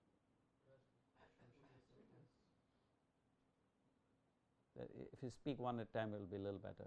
Yeah. There is a social dilemma of allowing the machine to choose whom what to do, either save the driver or someone if it's going. Yeah, that's one of those things that are undecided. What else?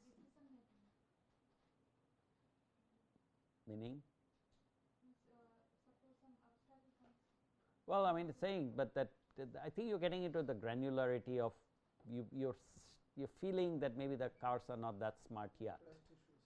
Reliability. Trust of who? Trust in the machine over human. So when would we get? When would we? So trust, reliability. When would we reach a point of trust? Safety will show safety. So do you think, to the knowledge there, I think that Google cars are 99.95%. That you think the cars, the autonomous car, are any less safe than humans? You think so? I don't think so. I think autonomous car success rate is better than humans. Let's make with that assumption. They're still not on the road. Why?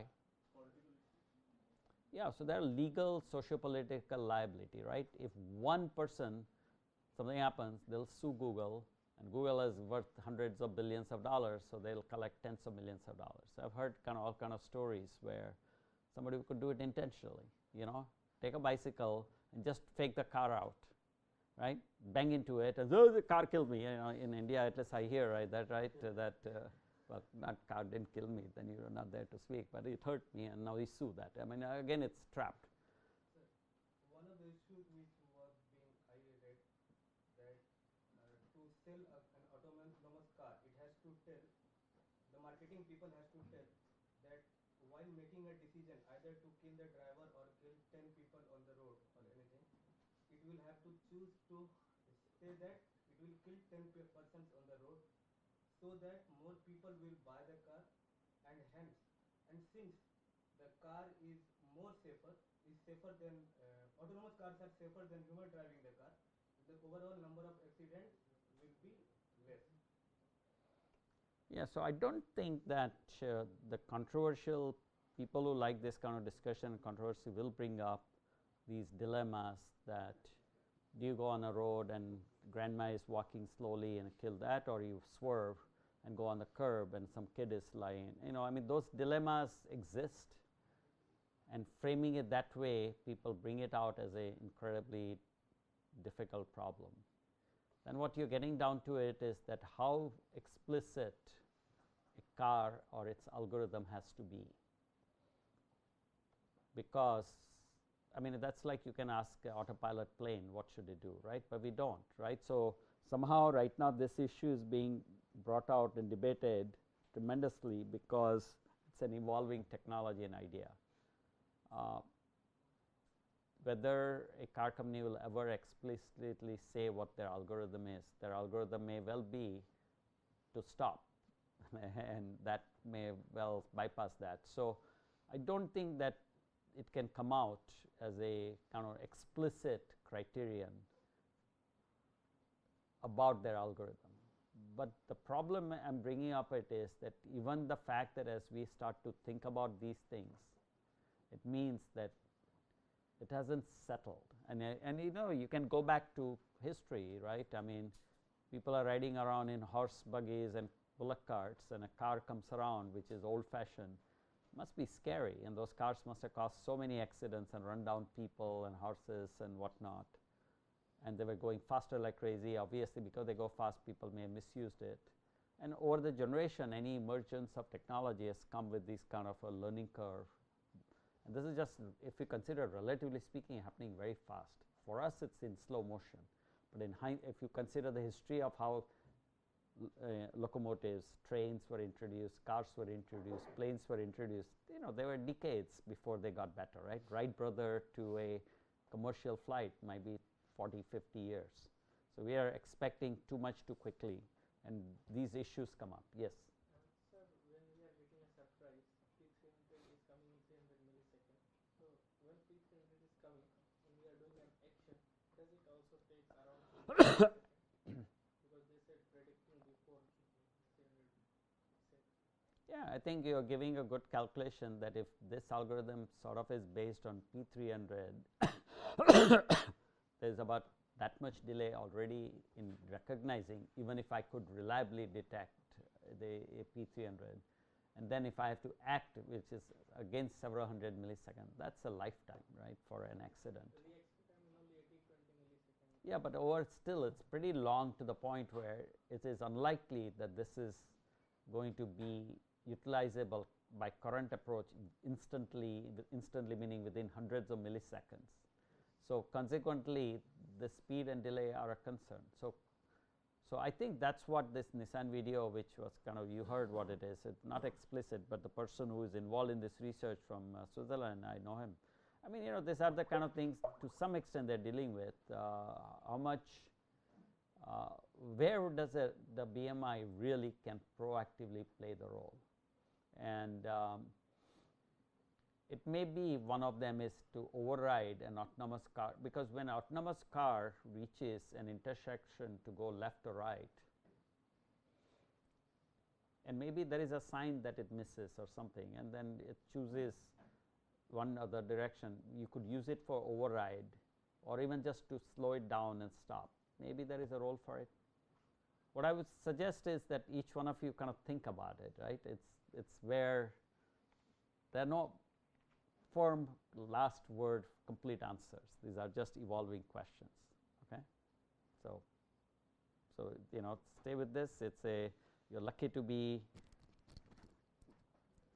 you know, at a time in education where such wonderful research topics are being discussed, and you know, you may be able to make a contribution. I mean, you know, if any of you has the most amazing BMI or a algorithm, you know, you might well be very successful in sell your algorithm or software. Where is my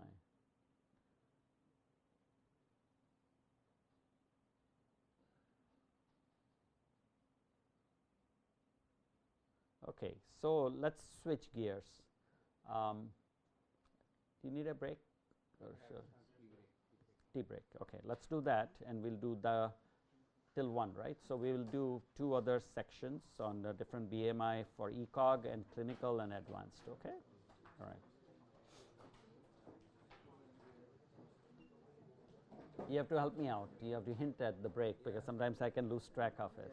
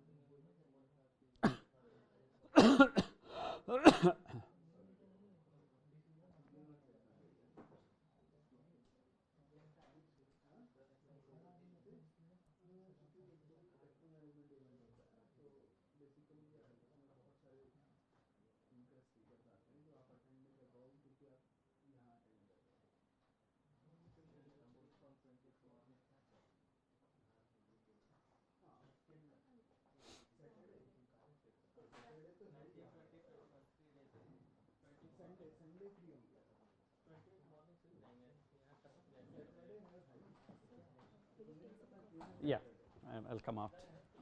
Okay.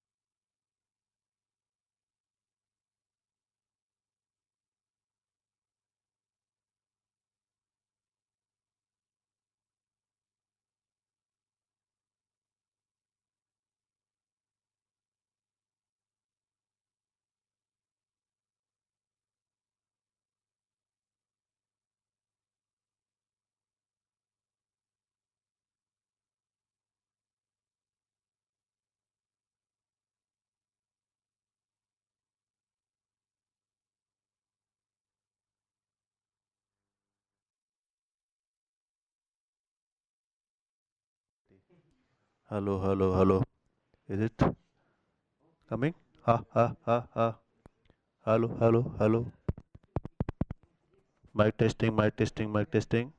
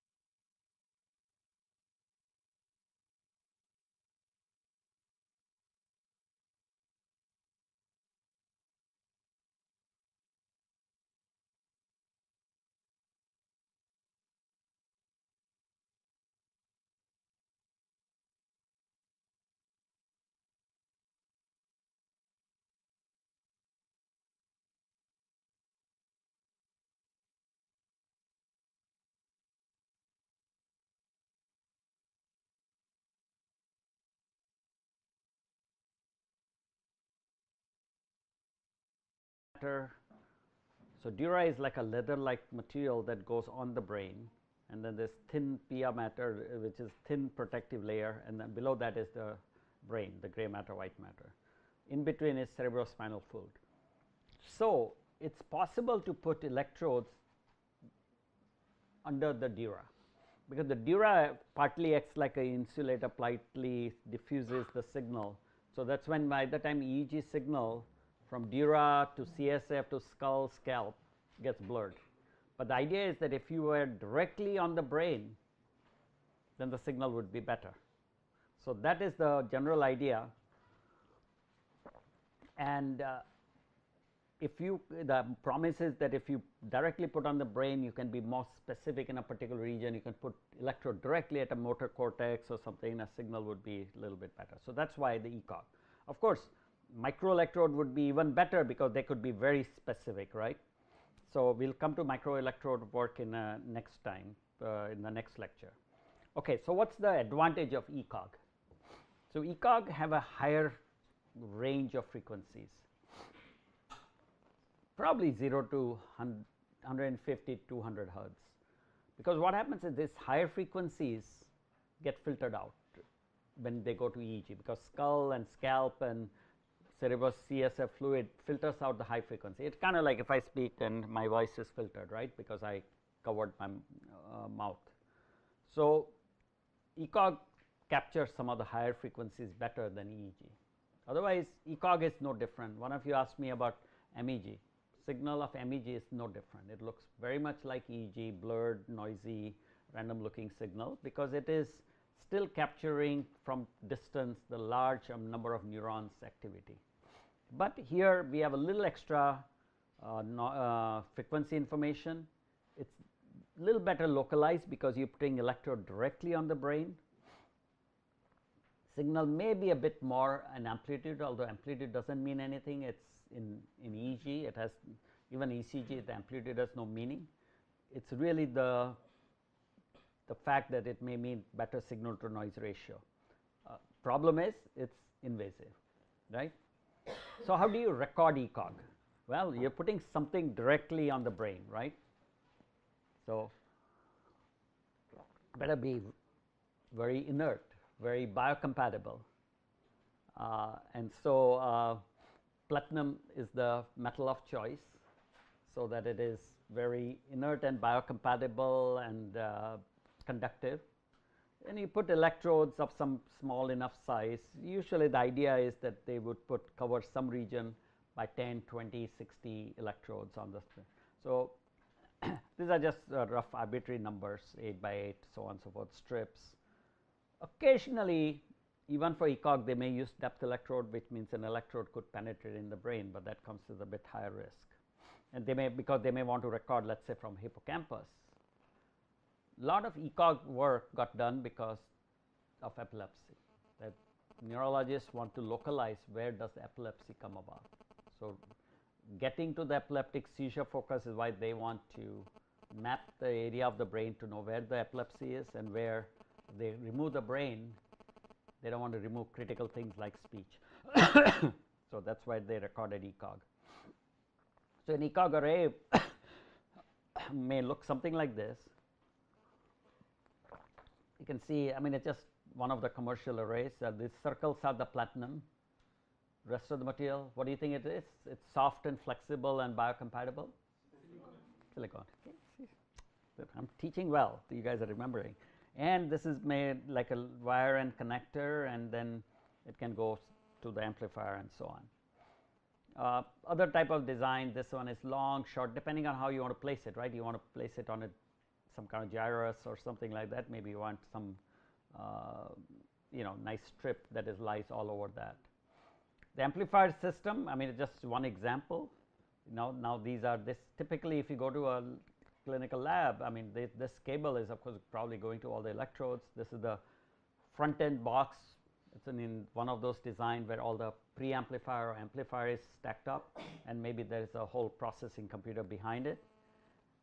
It's just I give arbitrary number, but today EEG system from 20 channels to 256 channels. It depends on how much money you got and what you want to resolve. Very high dynamic range A to D converters, so they can get from smallest to largest signals. Noise cancellation, this is another way to reject noise. High resistance, so because electrode resistance shouldn't be a problem. And then there are a lot of sampling and other things go in to make it digital. So this is actually what one of the ECOG arrays look like. You see this, how it's transparent. That's the polymer, silicon part of it, and then these are metal electrodes and the cable. And this is now sitting directly on the brain surface. So they are laying it out directly on the brain. By the way, you can see how vascular the brain is. So if you do any invasive, there can be bleeding. So the surgeons have opened up the skull, and put the electrode right on it, and then you acquire EEG, essentially EEG. It's an ECOG, but it's EEG from the brain surface. I think somewhere it's not easy to see, but it's the Dura. Some other, if you take some kind of CT scan or something, you can see that the placement of the electrode more often than not is in this area. You'll see this again and again, because that's where the so-called temporal lobe epilepsy is more common.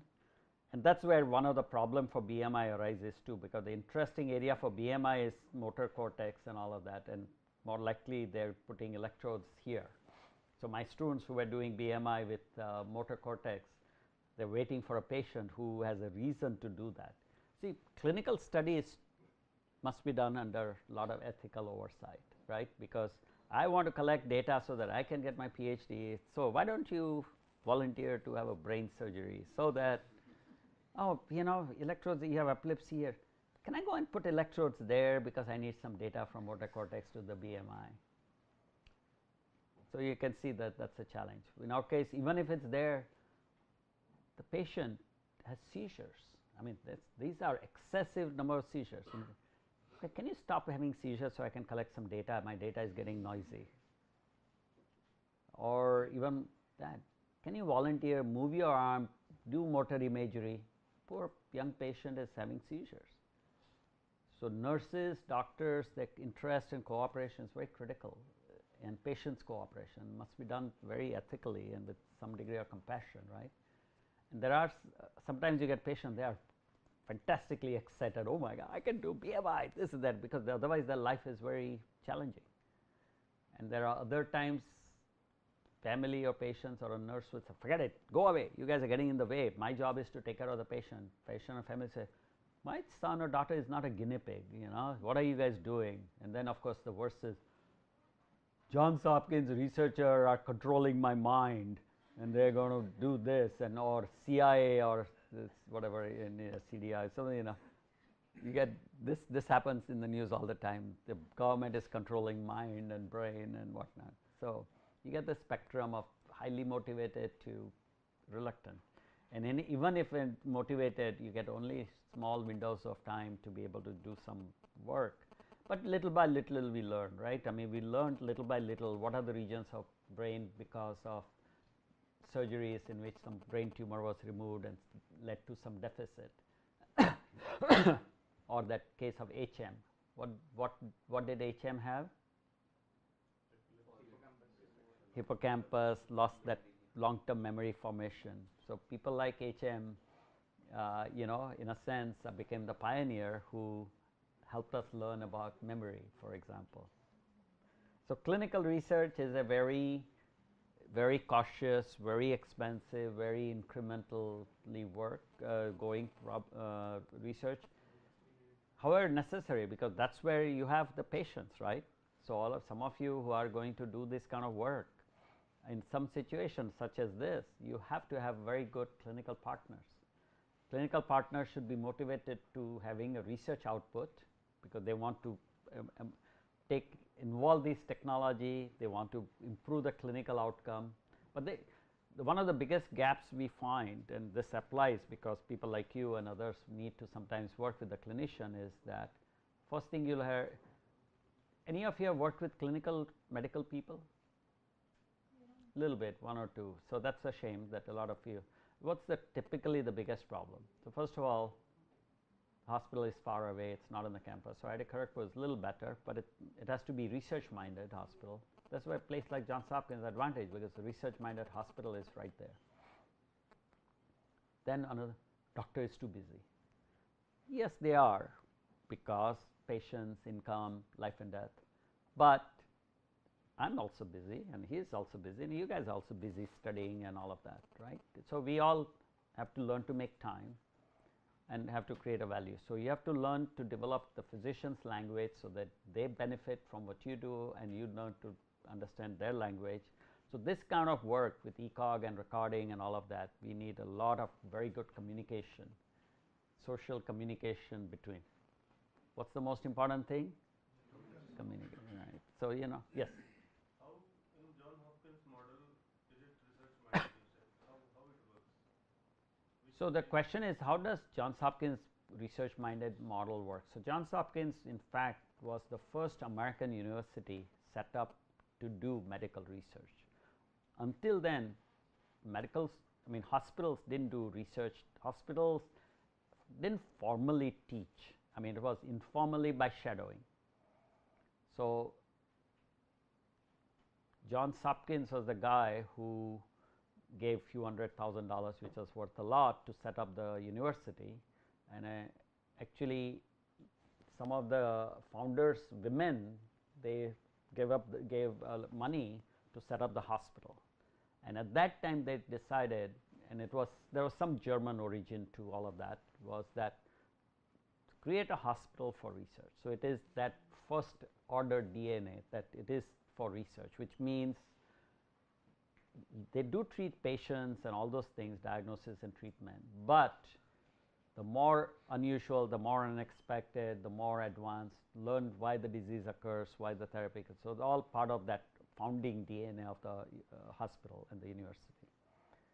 Now, of course, you have to somewhere incentivize it, right? So, all of you are incentivized if you get a grade. That's good. If I give you money, that's even better. Chocolate, terrific, right? You have an incentive, then you'll attend. If I give a great lecture, you listen, but at some point, incentive works. So how does a doctor get incentivized? And I think that's the big difference, that most medical schools and most hospitals are essentially, doctors are incentivized predominantly by money or disincentive. If they don't produce their money, the hospital business people will get and say, you're not doing enough, put some stent. If they don't need it, still give a stent. Patient is dead, keep it in the operating room so we can charge some more money. You heard these kind of stories, because the incentive is money. Of course, altruistic incentive is take care of the patient, which is there. Not everybody just are motivated by money. So you take care of the patient care, and that itself can be a full-time job. But then you must have an incentive to say that there are some things that we don't know, right? A rare case of a certain type of epilepsy or certain type of brain cancer. Wow, what is it? That's mysterious. I need to figure out how to deal with it. And how do you incentivize that? How do you incentivize research and curiosity of that? There are many ways to do it. Mostly it does come down to DNA of a place where curiosity, research is in the spirit and heart of the people who are there. Remember the first day I asked you how many want to get rich and how many famous, and we are kind of roughly divided. So there are people who are not only not motivated by money, the people are motivated. So there are doctors who are also more motivated by patient care than money, and money is a necessary byproduct. But then there are some doctors who are also motivated by curiosity to learn and solve problems that are are no answers. And then of course there has to be incentive. So if they figure out a way to do certain bypass artificial heart procedure, they get famous. I mean, again, that's an incentive. So in more practical level incentive is that if even as a doctor, just like a professor, if they do research, publish good papers, get famous, they get promoted. Plus their reputation goes up. My reputation went up so that he has invited me here. So I worked very hard to improve my reputation, write lots of paper. To get that, I got lots of grants. Therefore, I got invited here. See? So doctors at Johns Hopkins write research grants. Grants get funded. That allows them to do cutting edge some research. So this kind of work is done with one of my colleagues. He's a neurologist.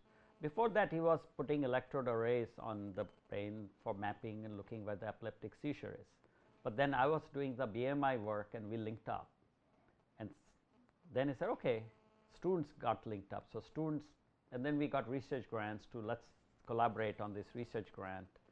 And step by step, we got incentivized. Now he's actually doing a lot more BMI than I am, because in Singapore I'm not doing it. So it's how it works. So the doctor, and why is he continuing it? Is get research funding, ability to work with smart students, discover something about the brain, reputation goes up, curiosity, pleasure. Okay? So all of you looking at yourself, think of what incentivizes you. That's why I keep asking, what do you want, right? Because I don't want to keep talking. My incentive may be different than yours. If you want to get rich, come and talk to me. I can tell you, I've founded 3 going to 4 companies. I mean, not myself, but through my students. So I inspired, motivated, told them how to do it.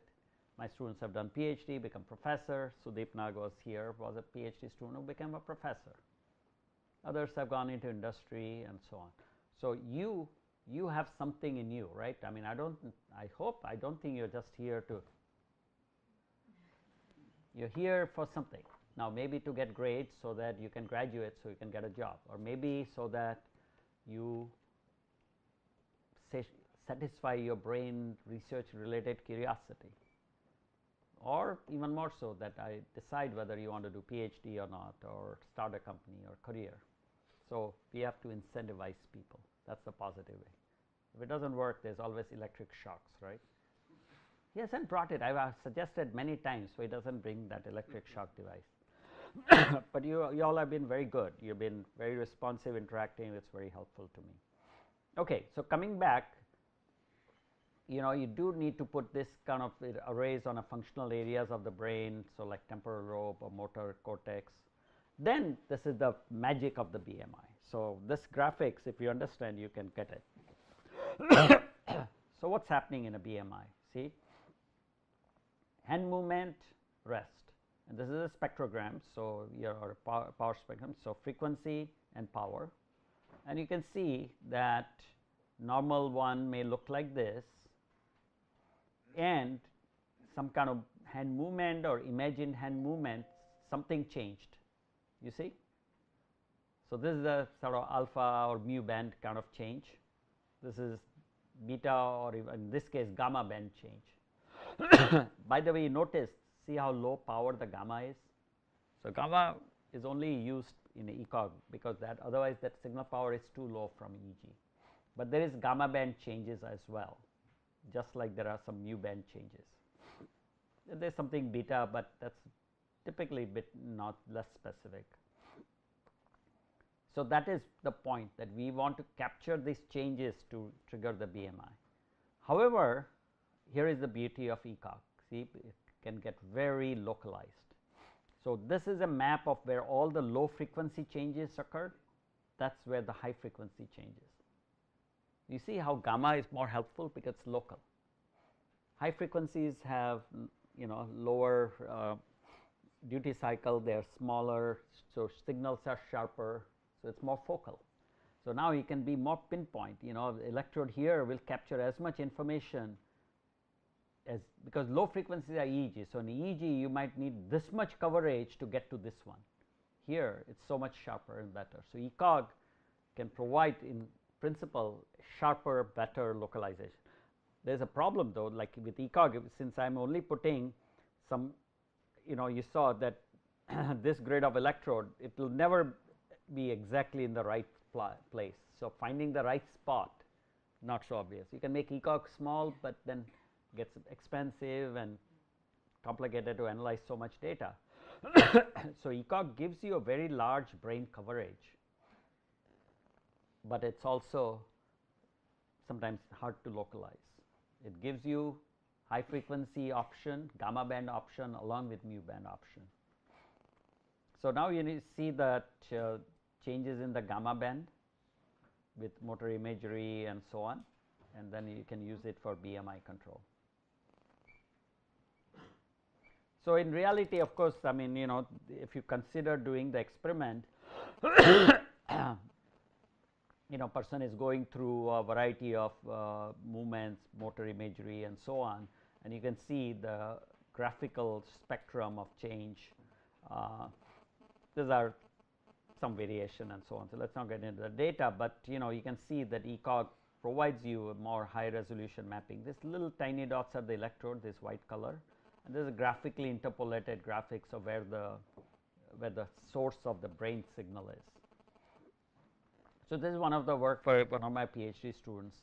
I have a video that I couldn't locate, but here is the patient. We put the electrode array. These are the ECOG signals. Then of course we implemented some algorithms to from there decode this waveform into action.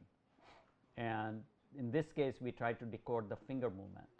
So many channels and some combination of changes in this signal channel using neural networks decoded to fingers. So what we are showing as a graph, the video would be better, but the graph shows that actual, and so in this case the blue versus red. So the blue is the actual finger movement, the red is predicted one, and they're pretty reasonably correlated. So it means that from ECOG we can sort of predict the finger movement. It's very difficult. So this paper is very difficult, as people are citing it because it's about finger movement. Yes. This here is the gross movement of the finger. So is it further possibilities on this? Not yet. For further finer movements at certain angulations. Not yet. This is, it's a bit of even. It's just sort of, I wiggle the finger because the whole ECOG EEG is so slow, and we are losing that faster, finer information. We'll have to go to neural. From where? From which part losing? Where filtering, because EEG is so filtered that all those spikes that have been precisely informing from millions of neurons now becomes like a blur. So the finer details are lost, both spatially, localization. Right, the finger movement is, I told you, 4 millimeter cube. Look at the electrode size. This is the 4 millimeter with 2 millimeter diameter. Later on we went to higher resolution electrodes, but if you implant micro ECOG, that's much smaller, right. So the ECOG array, because you want to cover a large part of the brain to map where this epilepsy or speech is, loses that fine spatial resolution and fine temporal resolution, because frequencies are still filtered compared to spikes. So it has limits. So we could get kind of like slow movement change, but not precise, and forget angles and all that. We don't know how these things are encoded. We don't know where that is. I mean, we just barely, there's a very elaborate research for a few years we did to decode finger movement. It's a large hundreds and I mean, we can nowadays record from about few hundred neurons, 100-ish, 50 to 100. To do that, probably millions and millions and billions of them are, sensory, proprioception, mechanical, finger angle. We don't have that ability. Simply, again, I always try to give microphone analogy. If I put a microphone all up in the orbit and say, what are you talking about? No chance. That is what EEG electrode is trying to do, to record from a predict what a single neuron is doing, which has a precise information. No chance. If I put the microphone down to above the campus, maybe we can tell whether Kharagpur is sleeping or waking up, but other than that, not much. We bring it in the room, say, oh, the class is meeting, no, class is not meeting. We reduce the spatial resolution or improve the spatial resolution, temporal resolution also got better. Now we put a microphone in the room, and if you are quiet, you can listen to me, or if we all talking, we can try to get some algorithm. So think of a microelectrode is like putting a microphone in the room or near my face. But if you put a microphone on the ceiling and if you're all talking, that's like what is called local field potential. It's a bit more average. If you put a microphone on top of the building, maybe that's like ECOG, blurred noise of everyone in the building. And if you put the microphone in the sky somewhere, that's like EEG. Okay, so it gets filtered spatially and temporally. What are the challenges in increasing the resolution of electrodes of VCOG? So surprisingly, at this point, not much technological. It's really have to do with cost and such, because more electrodes means more amplifiers with more data, with more complication, and for the main reason why these are implanted is to localize epilepsy. They don't need it. I mean, they don't need that super fine resolution, because seizures are not like pinpoint, they are distributed. So they just want to get a rough idea. So by its historic means, about 64 channel sort of is a compromise, not too much, not too little. And the electrode size came, and then companies have no reason and incentive to change it and incur the regulatory and other costs. Hospital and physicians don't have an incentive to change it because it's costly. So therefore, it will be more expensive system. Therefore, you have to charge patient more or insurance. So if it's working, it could be a little better with higher resolution. It's not enough of an incentive. But for research, we were hugely handicapped because localization, temporal spatial resolution were very low. So there has to be economic, social, ethical incentive. So that's where research and research funding comes in. If the research grant pays for buying 1,000-channel system, physician will put it up if we are also going to analyze the data. And they will ask that, is it exactly as safe as the regular one? Okay? So it's, you know, research moves like that. It is costly. So there's a little bit more of those kind of things. You can see the complexity of this kind of signal processing, that you have to take all this information, decipher that into finger movements and all of that. There's a lot of research data, so I think I hope you just get a general idea. You can see again another example that so in this case, you know, actual movement, imagined movement. So what do you see the difference? See, first and foremost, interestingly, they do map, right? So that's why motor imagery, right? You know, we are trying to, if we are developing a BMI for a healthy subject, its value might be just the BMI for gaming or something. You know, you get pretty good signal when you have actual movement. But if you have imagined movement, then it's there. It's not as high resolution or high intensity or detail, but it's there. That's this is showing. The second thing it's showing is the EEG versus ECOG. You see, ECOG has some more better result information, both spatially, and before I also showed you frequency, gamma band, and so on. So if we knew how to, we can potentially get better data, better information from ECOG. Okay. These are just to give a sense of, you asked the question, what is preventing? As I said, it's not technological, because this is a research work by one group in Illinois. You know, they made super high density, flexible microelectronic system, very thin and flexible substrate.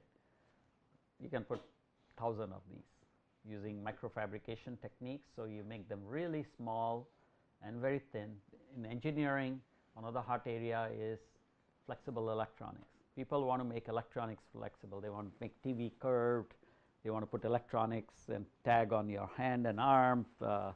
Medical people want, you can put a patch so that you can do the EKG on our curved skin. And so it's become trendy, Industry always is trying to get something new. Paper electronics, what if it's like a paper? But how did the lithium battery came about? Because implantable pacemakers and all that needed lithium, and then eventually found other paths. So very fancy research like this gets funded, but in the process flexible electronics got developed which may have other applications. Although opposite is also true, that sometimes flexible electronics is developing anyway, well, let's apply it to the brain. So in future it's the same for ECOG based BMI as it is for EEG based, all these bidirectional. In ECOG bidirectional might be easier because you have the electrode right on the brain, so you can stimulate. So you can record and stimulate the cortex. So now what if you record it from the motor cortex and apply electrical, if the grid is there in the sensory cortex, or maybe if you could decipher the speech, that area can go to motor cortex. So the potential of bidirectional might be pretty good in ECOG. From cortical surface stimulation, no good, because if you stimulate, you are essentially stimulating the skin and the skull. The current really doesn't go into the brain, and so you cannot so easily do bidirectional. But with ECOG, the bidirectional may be quite possible. Neuroprosthetics for brain functioning and augmentation, as well as future dreams might be, it can be even through stimulation, some augment function. Okay.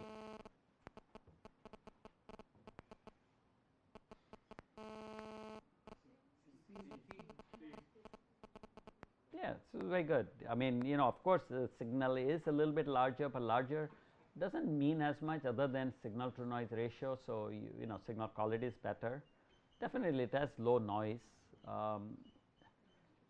Faster BCI, maybe, because gamma band is faster, it's higher frequency, so it may be faster. You could probably get more BMI time resolution.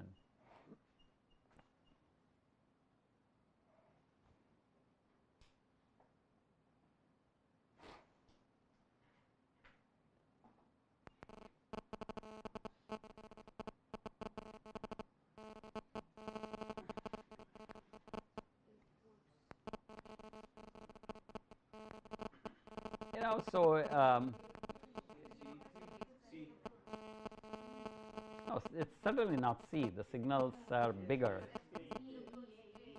E, A. Okay. So A is for sure very good answer. B is plausible because high density EEG, but you can also do high density on the brain, EEG on scalp. So ECOG is not necessarily high density. So it's A because those electrodes are expensive because they are touching the brain. Very different than touching the scalp. So biocompatibility, platinum electrodes, silicon. By the way, you cannot recycle. On the scalp electrode, you can recycle.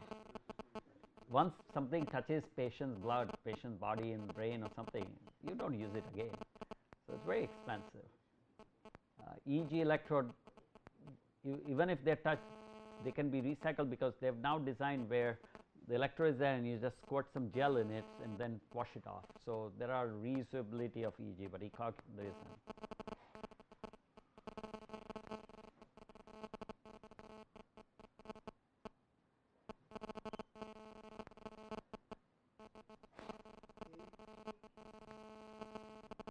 So I kind of created this blurred question to allow some discussion and understanding. Of course, something like glial cells is a stupid thing, but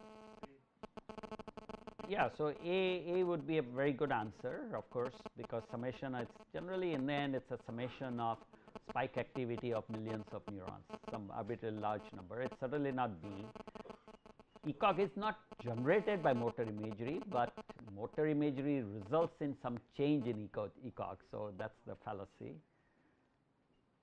it is in a sense action potential spikes average together. So, A and D are almost the same, right. I mean, so D is also true, right, because eventually the basis of all these is spikes. We really want to get technical, it is what is called postsynaptic potential, because spike is in the cell to the membrane, but once it comes out it is a synaptic potential, and all those synaptic potentials average up, but still in a case it is produced by spikes. So, that is why it is the signal, and then it gets averaged and smoothed by the filtering of the body, the brain, CSF, skull, and then so A or D would be okay.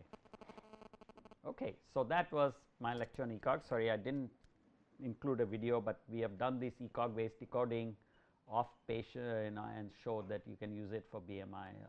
I couldn't find it immediately. Okay, so let's go to lecture 16. Can you believe that you're up to 16 lecture? You are getting more than students get in one entire semester. You're getting almost 2 semesters worth of knowledge.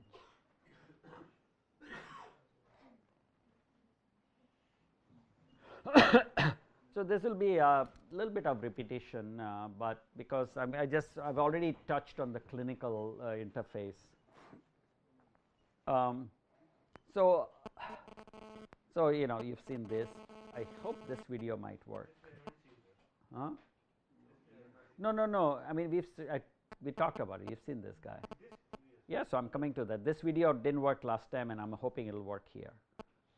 So this is the kind of like we had created this video as a dream, right? Like, what is the entire grand vision of BMI that you think, and that message goes to a exoskeleton or robotic arm, or a functional stimulation moves the arm, but reverse too, that you touch, and the sense of touch, that feeling is reverted back to the brain. By the way, it's kind of tracing the pathway. So you see, this is the everybody's kind of ultimate dream of bidirectional neuroprosthetics. And as we go along today, I'll show you examples of how little by little everything is coming together, not so beautifully, but the pieces are coming together. People have built the robotic arm. There are functional stimulation techniques. The motor part has been decoded pretty decently. Sensory is just starting to happen over the last few years. So, to recap for all of you, for the vocabulary, what is LFP? And made by spikes, or perhaps EPSP. Yes, you know, so those kind of postsynaptic potential average up into a little signal. So LFP is considered better resolved than ECOG, and ECOG is better resolved than EEG. EEG is the most blurred, ECOG is medium blurred, LFP is better, and spikes are precise. So why would I use spikes? Better result. Why would I not use it? I need penetrating electrode going to every neuron. That's a lot of microelectrode. But LFP part is also done by the same microelectrode. But what happens is, because it's kind of blurred from many neurons, what interesting thing is, if you put microelectrode, after a while it could move a little bit and you can lose the neuron. You know, again, if it's a microphone is here, but if it moves, the quality goes down and goes there. But what if the microphone is a little bit further away? Even though it will lose some specificity, at least he could pick up, the microphone could pick up our dialogue. So LFP are not too close like spikes, but not too far like ECOG and EEG. So they are used, they are a bit more robust. So you've seen that picture. So this is actually the ECOG signal, and if the video works, this is what the decoding my student did. I think you'll see it very carefully. So this is okay, so look for the blue line that's going here. There's a very thin blue line, it's right here. So this is where signal is getting refreshed and new signal is coming in. So this is about 64 channel of ECOG, okay? And then it was processed, analyzed, neural network, recurrent neural network, it goes into it. and then you do classification. So, now look here, what it is that this is the actual finger movement and this is the predicted based on ECOG. So, it is a very classifying, ECOG does not have anything, it is just that when I move one finger, some combination of signal change is occurring. So, it is a classification problem. Everyone understand? We are not, this is not, oh, that is my little finger. No, it is just that if I move little finger, my mind thinks like that, and there is some sufficient changes in enough channel that we can decode that 4 or 5 movements.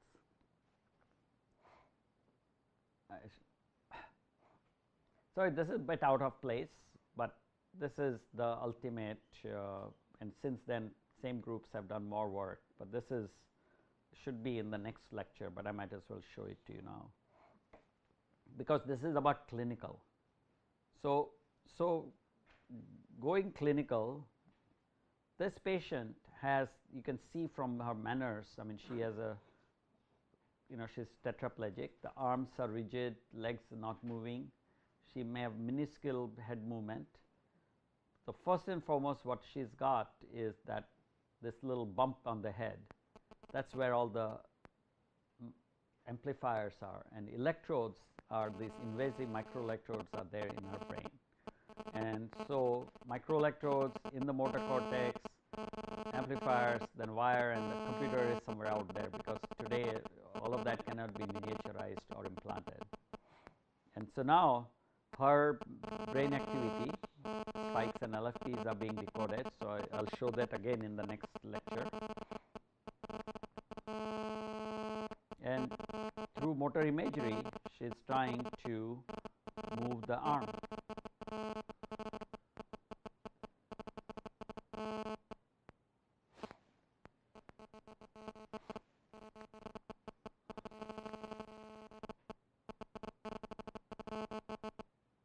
So little reach and grasp.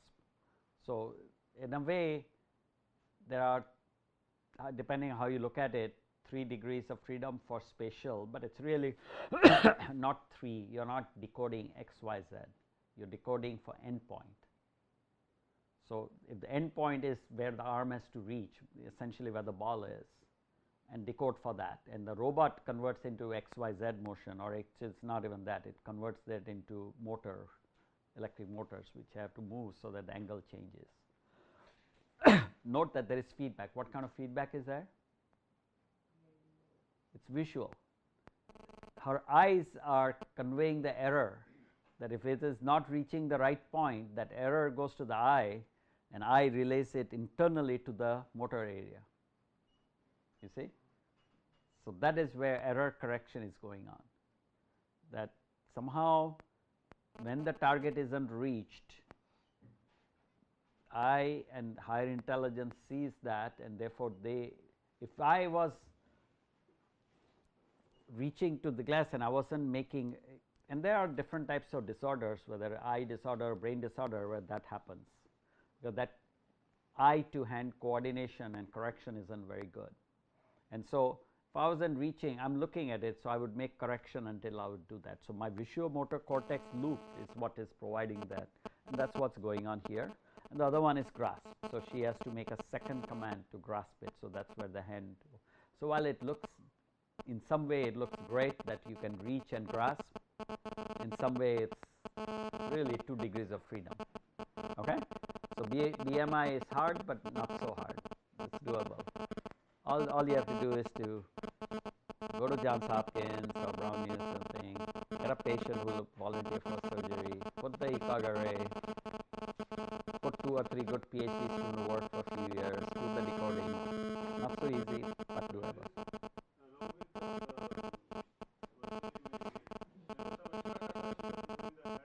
So, in this case there is no virtual imagery, because she is not doing an abstract BMI. She is literally doing the BMI. The abstract BMI is for things like typing and cursor movement and so on, because there is no, we are not decoding typing, but in her case she is actually decoding the movement of the arm. So, she does not have to literally imaging movement, she is seeing the robotic hand movement, and she is doing a correction. So, it is not like let us imagine the right movement. I mean, she is right. I mean, you can never find out because the electrode is in the motor cortex. So, in that sense, it is motor imagery, but she is getting the visual feedback to know that the motor thing is working.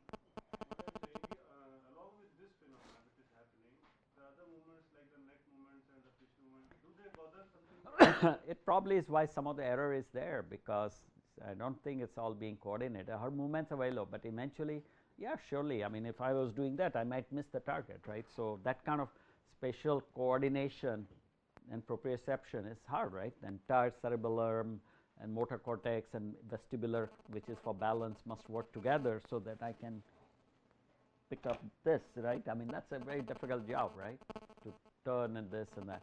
So, I think in reality everything is happening, but actually to make a little bit life simpler, these are tetraplegic patients. So, they are, if she had some movement, but they are almost non-specific to the point that it makes life easier. But porting that to more able-bodied people is very difficult, because all those things are going to happen. Now, the errors might be too high, in the sense that where the electrodes are might now get information about many things though. So, one of the things, and again next lecture it will come out, the neurons are very, very specific and also very, very general. You can have those kind of grandmother or facial neurons, and then neurons adapt to all kind of action and activities. Okay, let us take the quiz. So, sorry, I said spike based because bit I am ahead of it, but what do they use? Spike based microelectrode arrays. Someday maybe optogenetics, but not yet, and it is more for stimulation. Fluorescence is for recording. Sorry, it got mixed up by questionnaire. This is a late night effect when you go, but try.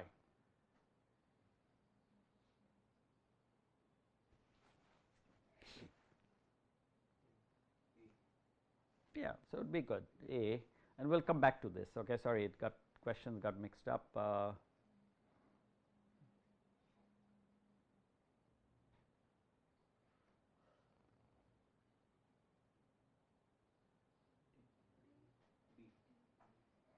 Yeah, so D would be a good answer, and we will review that. I think, as I said, the questions have gotten mixed up. It should have gone into the next lecture.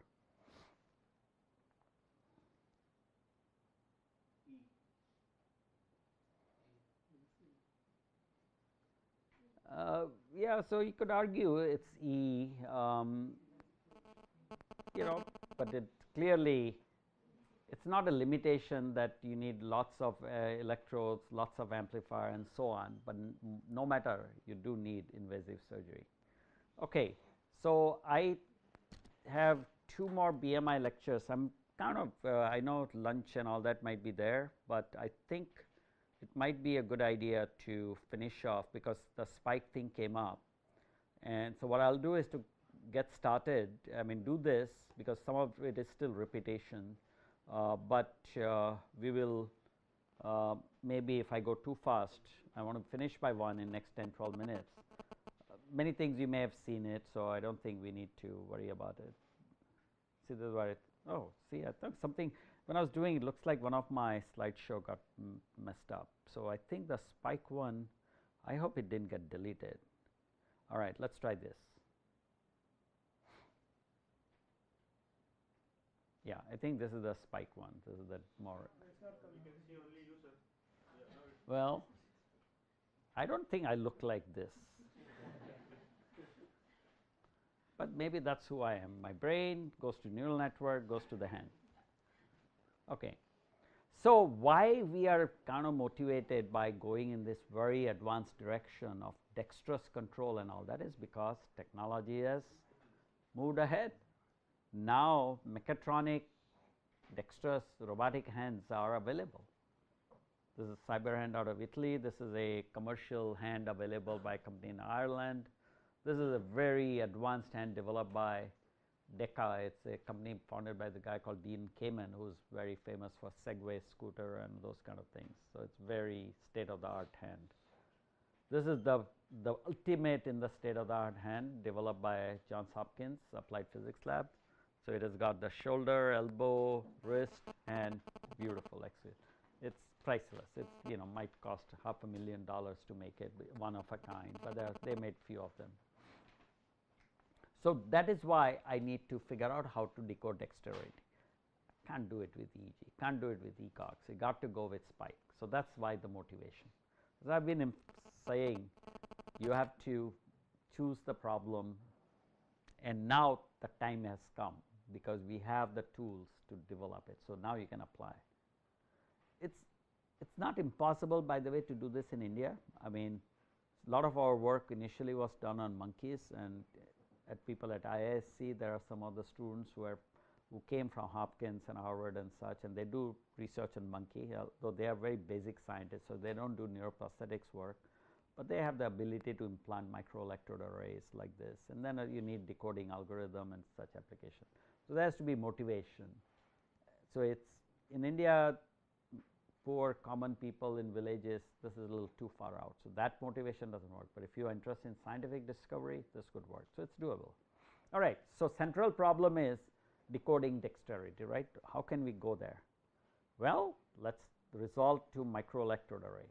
So, this is in a monkey, you open up the skull and the scalp, and then the brain gets exposed, and these little white dots are actually the electrode arrays, not the electrode. The electrode needles will come in next slides, but looking top down.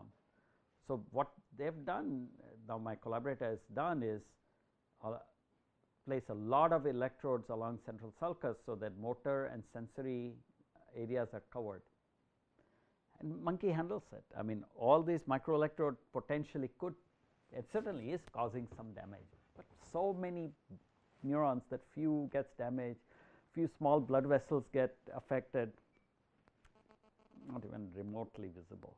But it is extremely skilled art, right, because, you know, surgery like this, preventing infection, taking care of the monkeys, monkey does not pull out all this.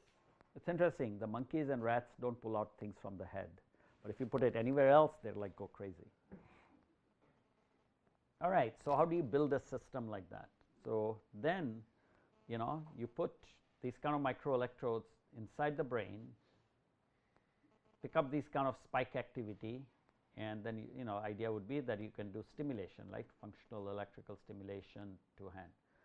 This is a very advanced version, like, you know, that little box you saw on the top of that woman, that you would have these electrodes, very tiny dots. So, each shank has bunch of electrodes, and many of them as an array, and then there are these circuit amplifier for each of those electrodes, and what you record is this spike activities. So, it is all very compressed, but it shows a high distribution, and if there is something is happening, you see the spikes tuned.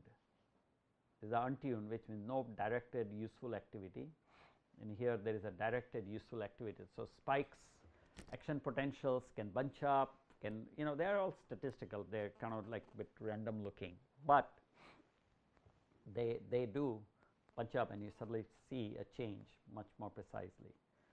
To do that, you need a microelectrode array, like first generation were like this, and then the second generation are these bed of nails kind of thing. This is what Indian Maharishis probably we are sitting on, but actually this is now microelectrode array, and then flip it and put it in the brain. Okay. So, now you can see that with tiny of these needles, you can record from many neurons. It will pierce into the brain. Yes, exactly as shown here.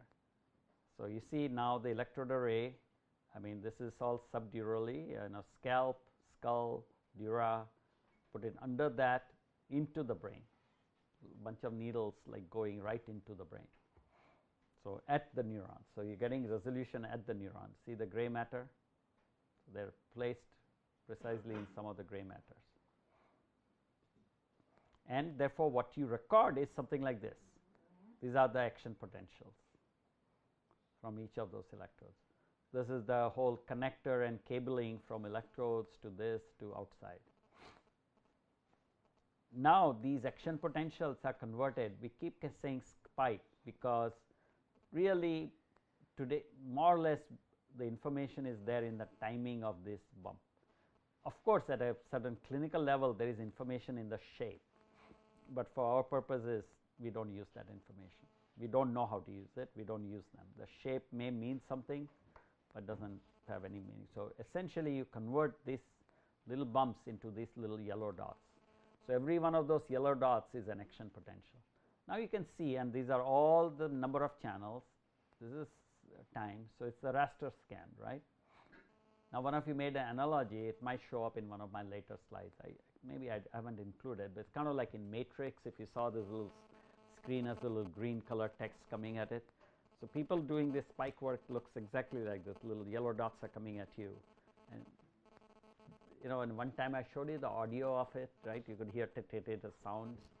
So, old fashioned physiology like, you know, Hubel and Wiesel and all that were going by the sound. Oh yeah, it is tuning, something is happening. So, orientation there, orientation like this.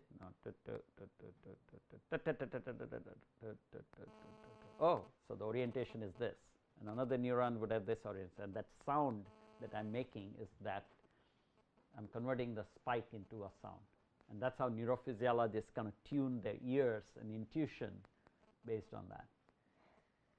But of course, you can do this mathematically more robustly. That there is some code here, that is what we have to decipher or decode. This is the magic of the brain, right. So, this is that 4 millimeter cube motor cortex that I told you about. So, this is one of the central sulcus. Sulcus is the like deep groove in the brain. So, that is the groove, and here somewhere deep inside, right, gray matter. So, it is all here.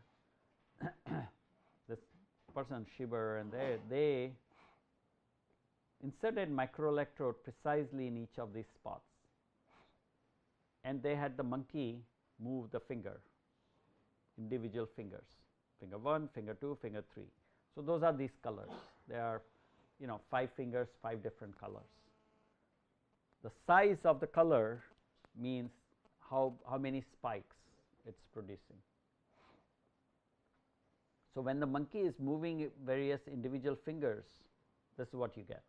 The spikes are being produced in response to flexion and extension of the finger, nothing angle and all that we do not have the ability to solve.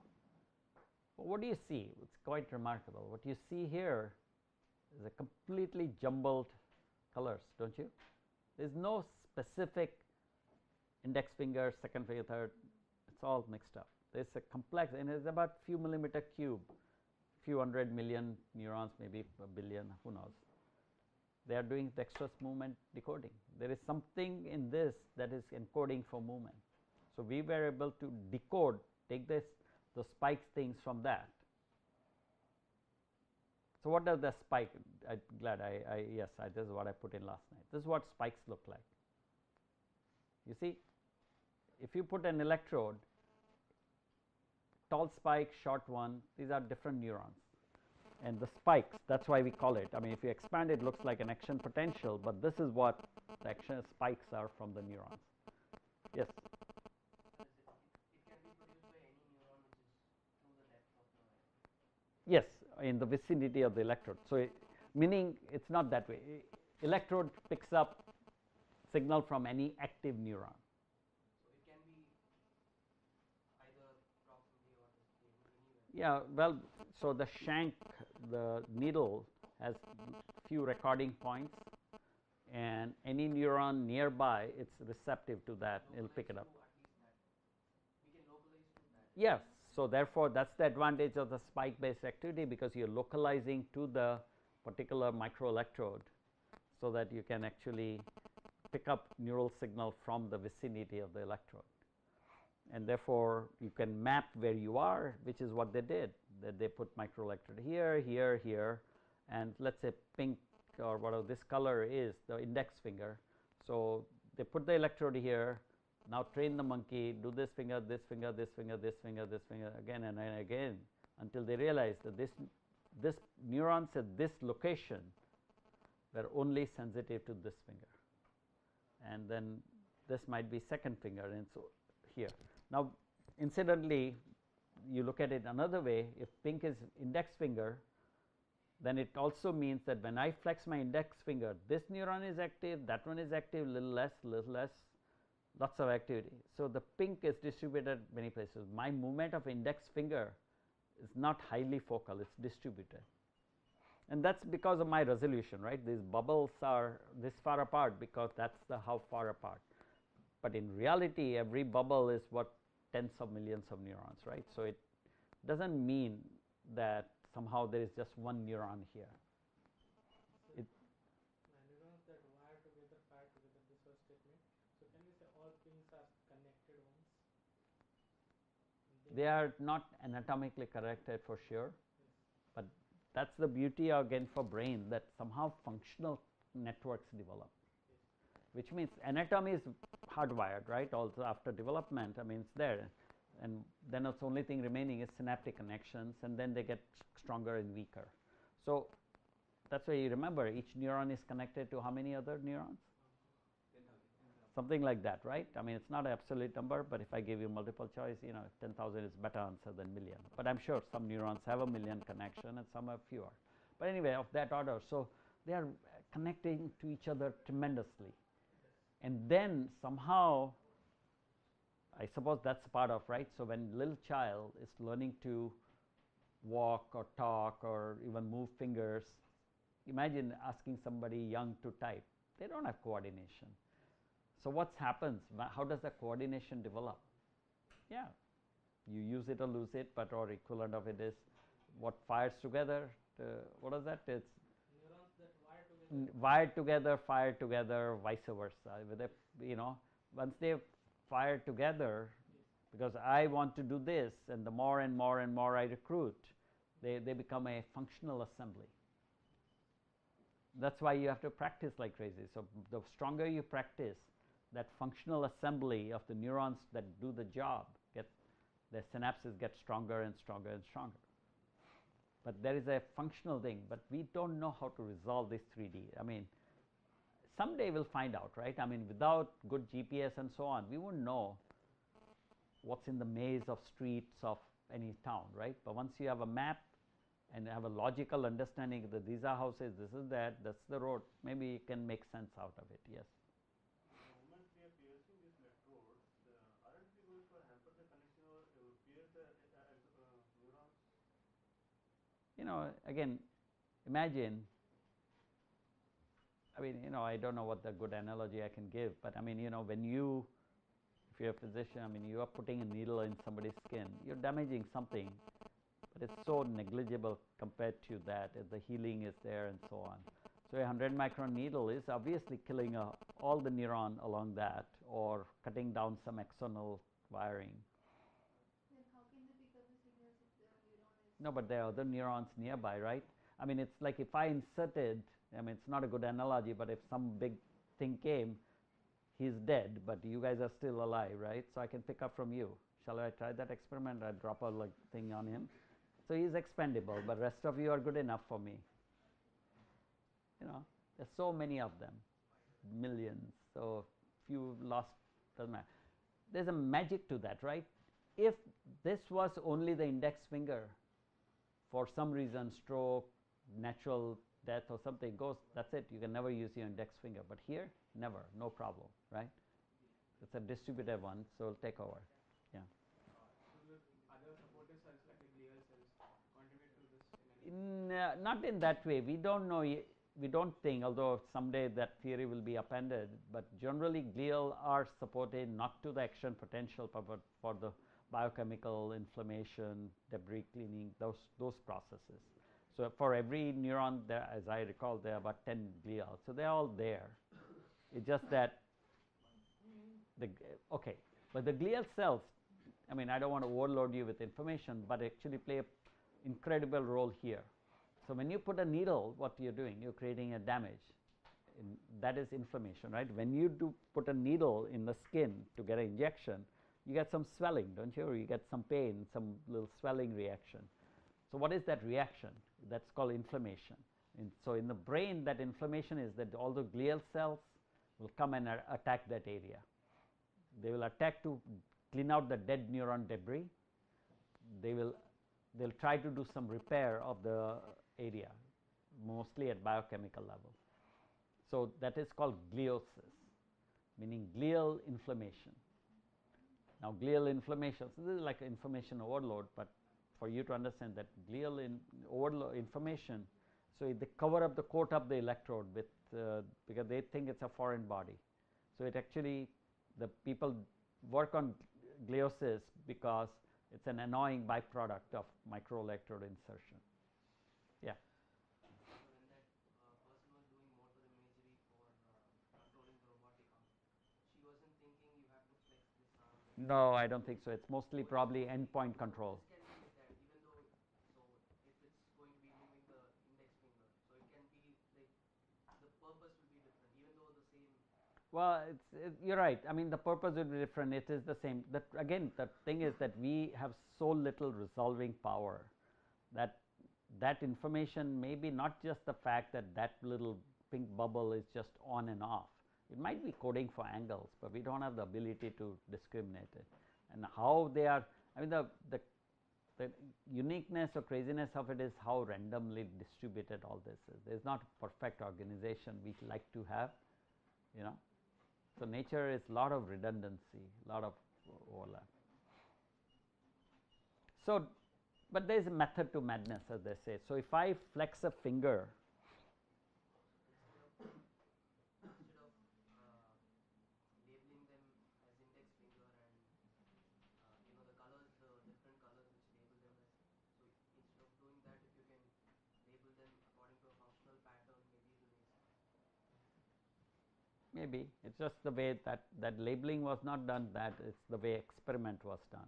The experiment was done to put a microelectrode somewhere and let monkey do different things, and they found that location, the neurons that was there responded only when the monkey flexed one particular finger. So, had that been somewhere else, you would get something else. So, this is what happens. See, now the specificity, neurons do remain active. There is always some low level spontaneous activity, but when you flex the finger, and these are different trials, you see that the burst of spike activity and reduces, and it is stochastic in the sense there is no singular pattern to it. This is a smaller movement, and you can see that there is some stochastic movement. So, this is how, if I have so when we do this color, this is the signal I would get and say yes, this is the EMG, that finger did move, and sure enough this neuron was very active. Nothing identical because we do not move finger precisely, neurons are rather randomly fluctuating, but on the whole there is a good distribution that points to the essential average. One neuron is always active in all three. Yeah, it can be, you know, some can be active, some can be. So, no, this one are, by the way, are trials, they are not different neurons. So, this is only one neuron. There are other graphs I have where we can draw a plot of 100 neurons. But this is that one particular neuron, and say try again and again and again. Monkey maybe flexing a finger differently, maybe distracted. There can be many reasons why these variations are there. This is the data from a single neuron. And so, BMI that you want to build like this needs to do that, go to the spike recordings and create some kind of a algorithm for decoding the stochastic nature and getting from that the mean or standard deviation or some pattern, or we call it gating classifier. And then because in this model we just want to do on and off, move, flex or extend an individual finger. It was going to go into robot to say is it on or off. So, the way spike analysis done, because they look like this, very difficult to. So, the first order is just to create a distribution. So, the distribution may look like this, right? Number of spikes slow, number of spikes better, some number of spikes the highest and lower. So, create that distribution, and that is what this is, that for this monkey and each box is a neuron. So, when you think of this, these 4 by 4 grid of neurons, they are saying that when you monkey K flexes a finger spikes went up in this neuron. This neuron had this kind of distribution, and there isn't a completely silent one, but let us call it this one is not so active, you see. But there is this message from 4 by 4 neurons in proximity of an electrode when a monkey is flexing a finger, and because they come spikes as like stochastically, you create a distribution, how many spikes in a second, and then try to figure it out. And that is what we did, and so you can figure out these finger movement, actual and predicted. So, actual is blue and predicted from neural activity, you can sort of follow that. So there has to be some kind of a, I am going to go through this quickly because we are past lunchtime. You know, you see this box, this is where different electrodes are put, and say that is where all the decoding is occurring.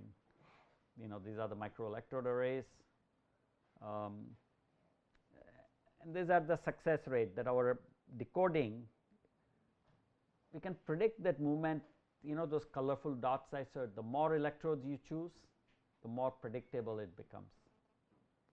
So, but 10, 20, 30 neurons I can predict well whether a finger is flexing or extending. I don't think these movies work. Yeah, there are other really new ideas are needed because we are in trouble. If I have to decode every one of these things, it's too much trouble. What probably I want to decode is grasp.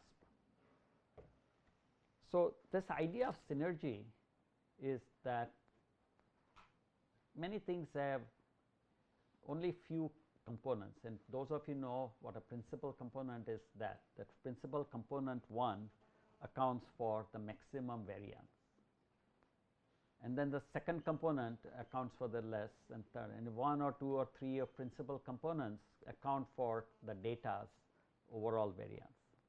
So, that is how you go principal component and decompose complex data into few components. Well, can we apply that for a hand which is too complicated? What is the principal component 1 of the hand? This is my natural posture, right? This is the rarest of the posture. So, that is the outlier. This is principal component 50. This is principal component 1, maybe this is 2, maybe this is 3, maybe that is 4, right. So, you can decompose complex hand movement into few components, then it will be easier to decode things, right. So, that is a kind of futuristic idea. So, we did that kind of thing, and you can get that component 1 accounted for about 55, 70, 80, about 5 components, and you get more than 90% accuracy in looking at the hand movement, hand posture. So, these are, again, my videos are not working, but these are different hand postures that can be decoded. All right, let us do quick quizzes and then quit. We did this before, I think I said slides got mixed up, but now you can answer better. Okay, so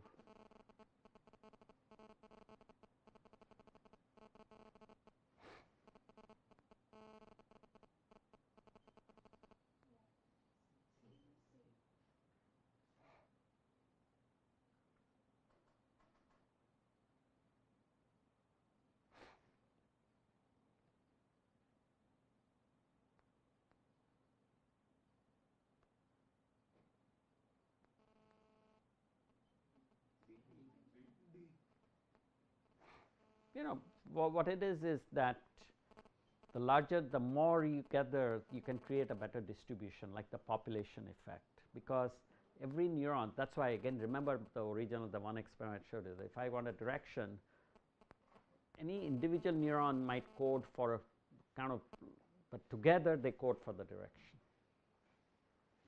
And again, if you tell me to go in this direction, I am never going to walk incredibly straight. I mean, we are going to do that, right. So, we are noisy, we do not realize it.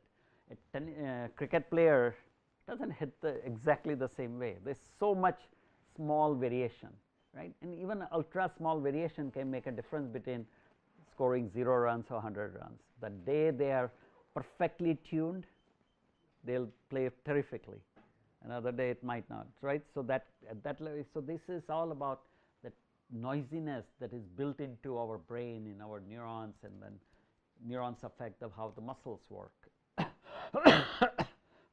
But but it's also an advantage because we can adapt, right? If all I knew was to do this, this, this, any change occur, I won't adapt.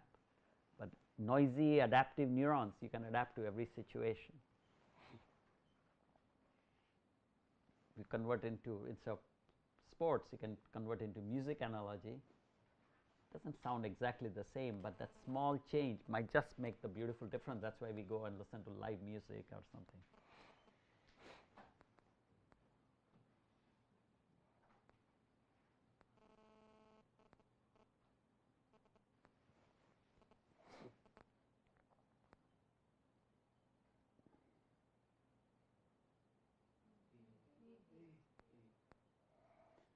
Yeah, it could be, or we could say D. The reason is because I didn't specify microelectrode. So, and it doesn't mean more data is better. So that's nonsense, right? I mean, it's just microelectrodes will get specific data, but if it's in the wrong place, who can you do? But clearly, we can put the implantation in the right place so that we can have better targeting. Okay, let's have lunch. So, when should we meet? How much time should we give? I think they said 3. So, I don't mind because